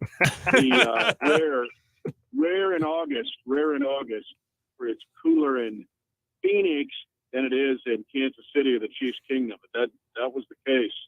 But anyway, it was a heck of a game. I've only been doing this 30 seasons in the NFL, and I saw something I've never seen. You're not going to see it in a regular season game unless, like, 49ers in the postseason last year to play 4 quarterbacks.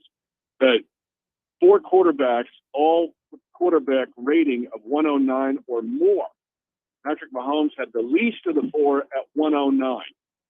And that game was nuts. All 4 quarterbacks just lit it up. It was fun. Yeah, it was a blast to watch that. Nice to have a game where, even if it's preseason, you don't have to worry about the score too much from very early on in the contest. Well, let's get locked and loaded here for week 4 of our training camp reports, Mitch. And this week's theme, what is it going to take to run it back this year? We heard it all the way back, Super Bowl 54. That was the phrase the next year, right? It was run it back, run it back, run it back. Well, this time, after winning Super Bowl 57 with, again, a lot of the core back, what is it going to take to run it back this year? And a lot of that starts with the best tight end in the NFL, if not one of the very best, maybe approaching the best of all time in Travis Kelce. Yeah, I'm working on my first minute with Mitch that you guys air, and also on Channel 13, and it has to deal with just the Super Bowl history of the whole try to run it back. There's some really interesting stats I'm uncovering. But you've got to do first things first. I mean, you play Detroit, but you've got to try to win the AFC West for 8 straight years, which is hard to do. And then you got to try to get a bye, which is harder to do, and try to win the AFC Championship, even harder to do, and hardest to try to be the first team in 20 years to win back-to-back Super Bowls. So this week, I'm going to go through things, as you just stated, that what I think has to happen for the Chiefs to jump up or try to keep that edge that they had a year ago. And to me, it is the most creative offense in the NFL that has to get even more so. This is a year where the Chiefs have got to continue to be creative. Now, you're seeing a bit of it. You're only seeing the tip of the iceberg.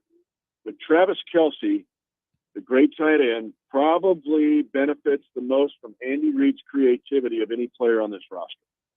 There's always something being drawn up and being created. Coach Reid he's the guru, man. Anything's possible with him, and that's what makes it fun coming in here every single week.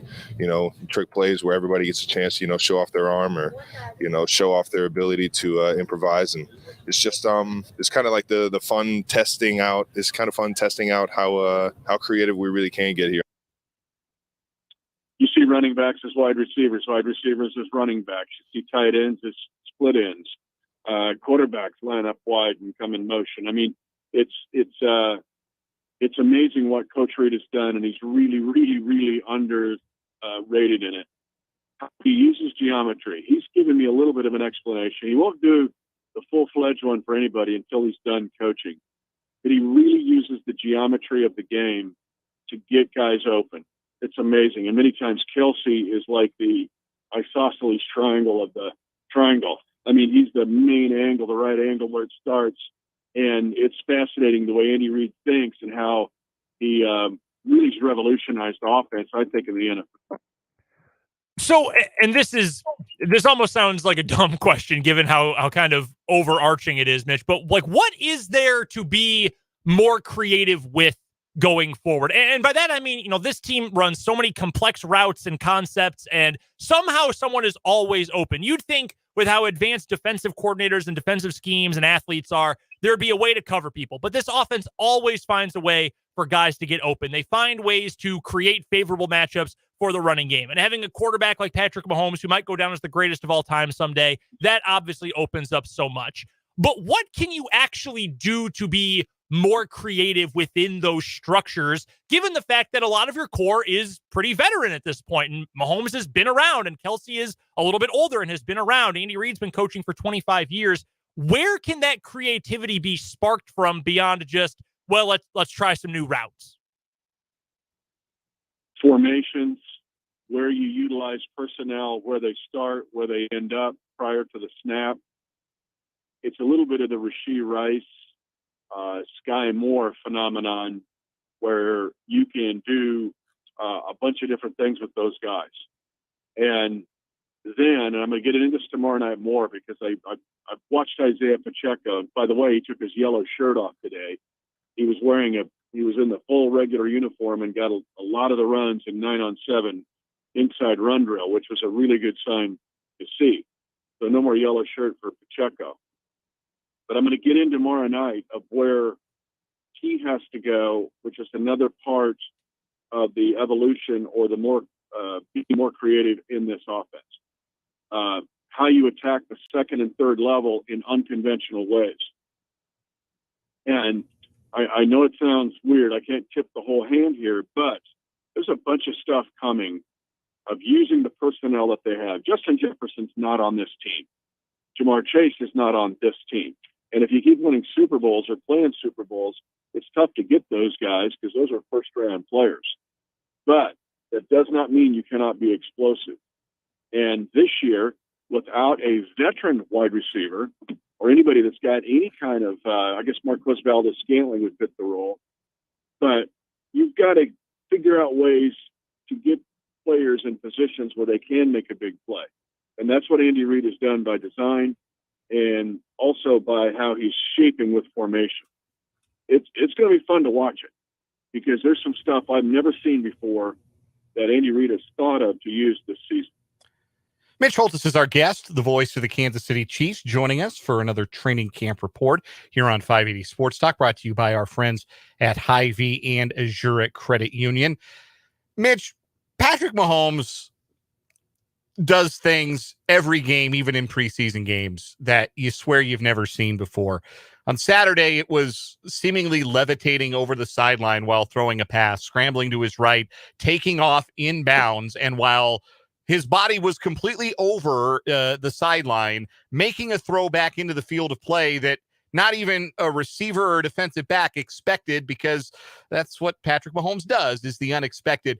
But when you have a quarterback who views this time of year, the preseason, the training camp, as a laboratory, for lack of a better way to put it, to try new things, to try new ways to get his receivers the ball, how much more fun does that make being a part of things? How much levity, how much excitement does that bring that keeps training camp, which can be a grind, especially under Andy Reid, that keeps it fresh, that keeps it interesting for those veteran guys who've been through it? That's the second piece of this, is that Andy Reid can think of very unique, crazy ways to get guys open, but then you've got the quarterback who, even if that's not there, will make a play on his own. It's the play within a play. And nobody's been better in NFL history than Mahomes to throw it from all arm angles and have the accuracy that he has. I would say defensively, too, there's a little bit of freshness to it, because Spags is very creative on the defensive side. And safeties who play corners who play linebackers. It's weird. Your nickel looks different than your dime on most teams. And you're right. When that happens, you're going to work. It's like going to class with the best teacher you've ever had and thinking, what is she or he going to talk about today? Because the last time we were in class was really fascinating. But man, that's what the Chiefs have. And it does keep them fresh or on edge or thinking, what's next? We certainly thought of everything, right? Well, no, they haven't. There's more stuff coming. And it does make it fun. And especially when you've got the personnel to be able to do it. And then Mahomes, who's just crazy other world in getting it. You mentioned, to your point, Mahomes was that play he made. And by the way, I went back and looked. Okay, 4 quarterbacks in this game, 38 passing attempts from 4 quarterbacks, 31 completions. Here are the 7 incompletions. I went back and looked at every one. 3 drops should have been caught. Mahomes was 10 of 15 with 3 drops. Okay. The other one is the play that you had where it looked like those old movies with the wire suspending the actress and like flying over the stage on that let's fly out of bounds and throw the ball play. Another one was to Justin Ross, who's wide open, and there's a communication breakdown between he and Blaine Gabbert, or that's a touchdown. And then 2 tight window throws, short throws into tight windows. That could have been caught. You were really close to having 4 quarterbacks being 38 out of 38. That's crazy. You mentioned how well the quarterbacks who were not Patrick Mahomes played, to the point where Mahomes had the lowest quarterback rating of the 4. Shane Buechele got a lot of run with the 2s in that game and has shown really well, I think, in the first 2 preseason games. By all accounts, he seems to be a player who really shines in the games. What is it about Buechele that you can tell us that gives him the opportunity that when he does get a chance to go play, which so far we've only seen in the preseason, that he seems to turn it on and elevate his play when the red light's on the camera and the games are against other teams and people are trying to hit him for real? Yeah, we got a Defending the Kingdom going up, probably posted in the morning. Matt McMullen and I worked on it this afternoon, and it's called Camp Still On, but meaning it's getting ever closer to this first game. So we talked about Buechele and thinking somewhere there needs to be a preseason Hall of Honor. And Buechele would be in the introductory class, right? There's a bust of Shane Buechele somewhere, like in somebody's backyard, some fan is going to come up with this, like the preseason Hall of Honor. But in 3 preseasons now, he's accounted for 9 touchdowns in roughly a half to less than a half of those preseason games. So to answer your question, he's been in this offense for 3 years. He is a better athlete than he appears. He's not a big guy. He's got a better arm than it appears, very accurate, but his ability to absorb, and he improvised the other night on a couple of occasions. His run, for one, and 2, another play to stay alive against the Saints. So but he's never played in a real NFL game. Now, where we have to be cautious here is what happened the other day. It was like, oh my God, the depth chart's flipped. It's not Gabbert at number 2 anymore. It's Shane Buechele. Let's back up the bus, stop or pull over the side of the road, because coach does this yearly. With the 2 quarterbacks that are 2 behind Mahomes, he wanted Gabbert to work with the first team offensive line against New Orleans. He wanted that same opportunity for Gabbert in the game against Arizona. It's no change in the depth chart. Both quarterbacks played very well. So did Oladoka, much better. But it was more of the way Coach Reid structures how the backup quarterbacks play. He wants them both to be with the first team offensive line, just in case they've got to be with those guys in the real game. So, finishing things up with Mitch Holthus, the voice of the Kansas City Chiefs. He joins us every afternoon during camp and the preseason for our Chiefs training camp reports, brought to you by both Hy-Vee and by Azura Credit Union. Do you think, Mitch, we're going to see, I don't know about wrinkles in the final preseason game, because a lot of guys don't play quite as much, and you've worked out a lot of the kinks and you're just trying to get through it healthy and maybe give the last couple of dress rehearsals to a few guys fighting for a roster spot or a practice squad spot. But what are you expecting to see coming up next week? Or maybe the better way to phrase it is there anything you haven't seen in one of these first 2 preseason games that you would still like to see before we get to the finale coming up on Saturday? Yeah, some kind of consistency in the defensive line, and not just the edge guys, that I would like to see, and we'll get to this on Friday, I think, but there's going to be Chris Williams is rotating in there now. They just continue to look at guys. And even if Chris Jones comes back soon, he's not going to be out there all the time. So somebody's going to have to kind of step up in there. The other would be the play of a guy like Echo Boydo. And because of injuries and his ascension, he's right now, he'd make this team if they keep 6 corners. That's as of today. And then the other thing would be, from a standpoint on the offensive side, would be just seeing kind of more of this creativity kind of come. They're not going to show a lot of stuff, but you're going to see something. But it mostly has to deal on the defensive side of just seeing certain things kind of happen and some more clarity in the secondary, considering they're beat up there, and then the interior defensive line.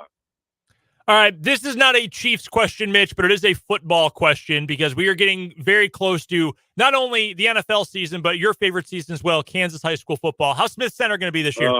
Love it. Yeah, I'm excited. Mike Rogers has taken over as head coach. Now, everybody knows Roger Barta, one of the winningest coaches in U.S. history, had him and our boys and all that. And then Darren Sass did a really good job filling in, very much like Chris Kleiman trying to fill in for Bill Snyder. But Darren did a great job, including 2 state titles in 17 and 18 and playing runner. He was runner-up in 19. But now Mike Rogers takes over. And Mike was the lead dog running back on the first state title team all the way back in 1982. And Mike played. He was one of the top running backs for Kansas in the 80s. And so Mike's very excited. He's also brought in and integrated some of the guys from the 2017-18 state title team, including Avery Hawkins, who was a great player at Bethel, to come in. And so there's a new, fresh energy there. I'm excited for them. Now, they've got some things to answer, but they've got the Franklin boys, who are very physical and fast, Eli and Luke, and they've got Davian, a kid that's running back who is like lifting 335, like he was benching it. It was crazy. But I'm excited for them. I think they got a shot to jump right back into what has been a very rich 2A classification, or 1A classification now. And last year was loaded, right? St. Mary's wins it, but Inman was good, Conway Springs is good, Centralia is good. Like 8 teams that were worthy of winning a state title. But I think Smith Center jumps back into that arena this year. Well, we can't wait. We were talking a lot about high school football earlier today, working on our yearly preview magazine and everything. So high school football is on the brain, Mitch. We're pumped about it, obviously. Pumped with Chiefs football coming up as well. This time, every weekday during Chiefs camp, we talk to Mitch Holthus, the voice of the Chiefs, for our Chiefs training camp report, brought to you by both Hy-Vee and Azure Credit Union. Talk to the folks at Azure about the credit union advantage when you get your home loan. Mitch, who are we going to hear about tomorrow? Well, first of all, I shouldn't even tell you this. Breaking news, game day will be at Phillipsburg for the Smith Center Phillipsburg opening game. All right. Two blood rivals, right? Tomorrow, I'm going to go into the second part of what I think has to happen for the Chiefs to get a little more of an edge to stay on top, win the division, do all the things I mentioned earlier. And it involves Isaiah Pacheco, but in ways that you probably haven't thought of. So I talked to Pop today, and we got into all that. Yellow shirts off. Okay, this will be where I think the Chiefs must go and Pacheco must go to give them another, no pun intended, pop forward to stay where they've been. Can't wait. Mitch, thanks so much for the time, man. We'll talk to you soon. Yes, sir. That is the voice of the Kansas City Chiefs, Mitch Holthus, joining us here on 580 Sports Talk for our Chiefs training camp report. The best in the business, there's no doubt. I love Mitch's passion for high school football. It Unmatched. is awesome. I could not tell you anyone who is playing for my old high school. I could not. And I don't want to date Mitch, but I know he, a little bit older than I am. Went to high school a little bit earlier than I did. Don't think that would be an offensive thing to point out in any way. The way he is still so tuned in and listens to games and pays attention, it is awesome. And it is cool for the athletes in the state, too, to have someone like that who's on their side as well. So appreciate the stuff from Mitch. We will talk to him again tomorrow. Talk to Isaiah Pacheco as well during our Chiefs training camp report. Let's get to a break. We'll talk some more Chiefs football coming up after this on 580 Sports Talk.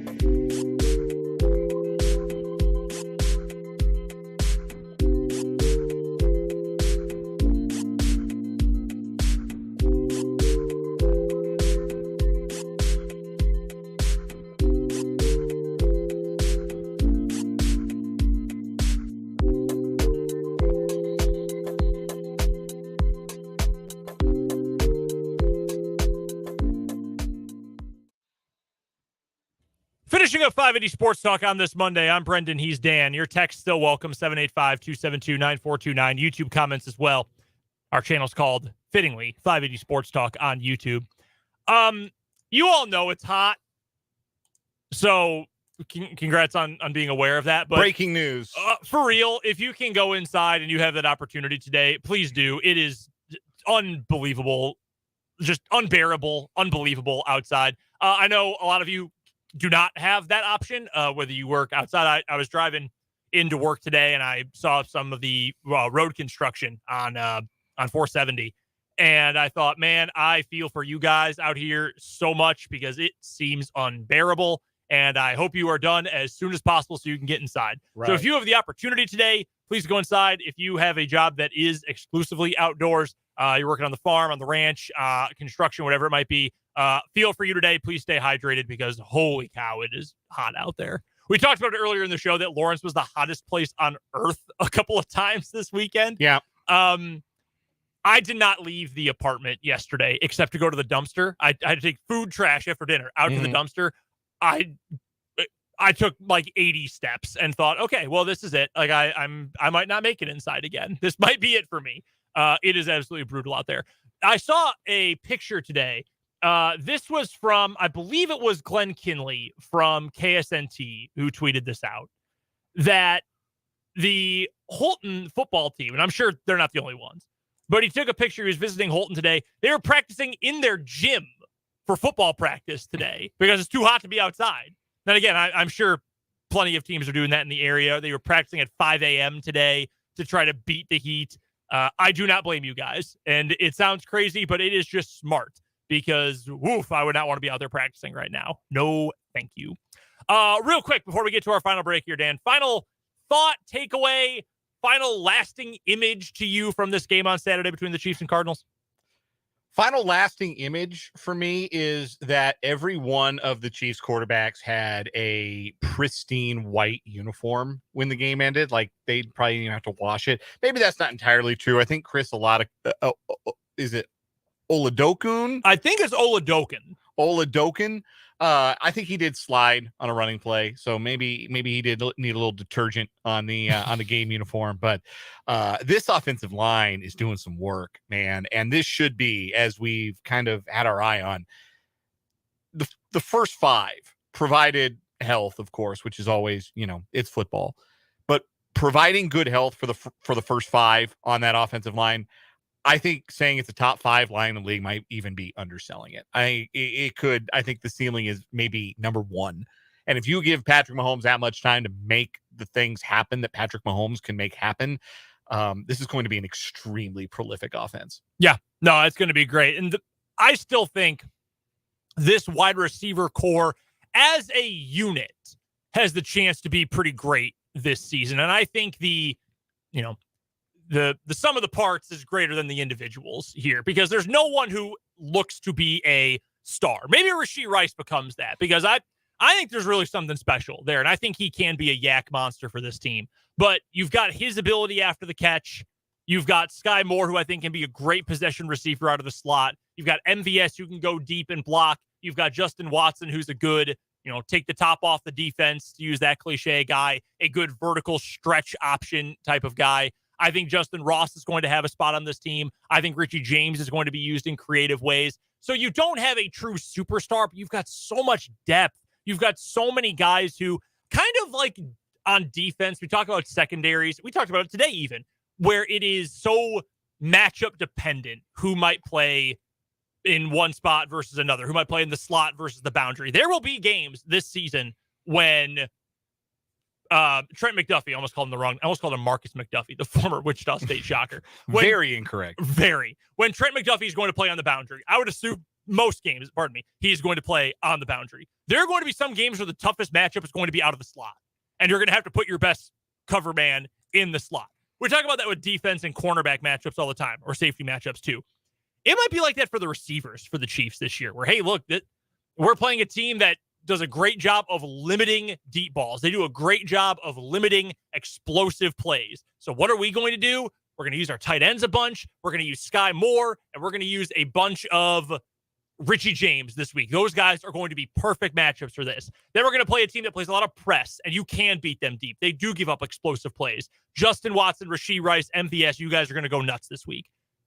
Most teams cannot do that. Most teams, we got 3 guys who are the guys. We've got a few guys who are nice depth if needed, and that's the room. The Chiefs can mix and match in so many different ways, to the point where Amir Smith-Marset has looked awesome in the first 2 preseason games, and he's not going to make the team in all likelihood, which is a pretty good spot to be in for the guys who are catching passes from Patrick Mahomes. Let's get to one final break. We'll wrap things up with the final word after this on 580 Sports Talk.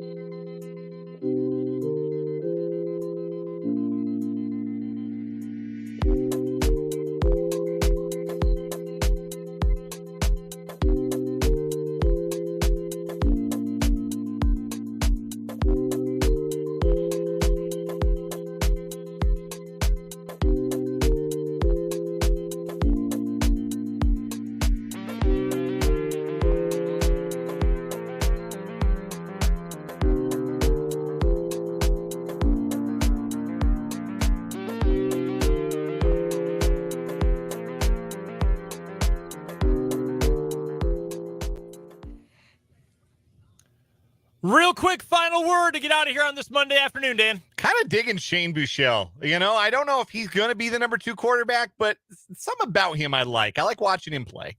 My favorite thing about Shane Buechele, for my final word, is that he was the starting quarterback for Texas on November 19th, 2016, when they lost to the Kansas Jayhawks 27-24 in overtime. People forget that. People do forget. That does it for 580 Sports Talk today. We're back tomorrow, full show from 2 until 6. We will talk to Matt Lamar about the Royals, covers the Royals for RoyalsReview.com. We'll also talk to Michael Swain for Jayhawk Weekly. We'll get to your texts. We will get to your YouTube comments and plenty more on the Chiefs and more college football as well. That's coming up tomorrow. The Royals coming up tonight, 8 o'clock pregame, 8:40 first pitch in Oakland. Enjoy the game tonight. We'll break it all down tomorrow. For Dan Lucero, for Jake LeBond, I'm Brendan Dworzinski. Appreciate you for listening to 580 Sports Talk.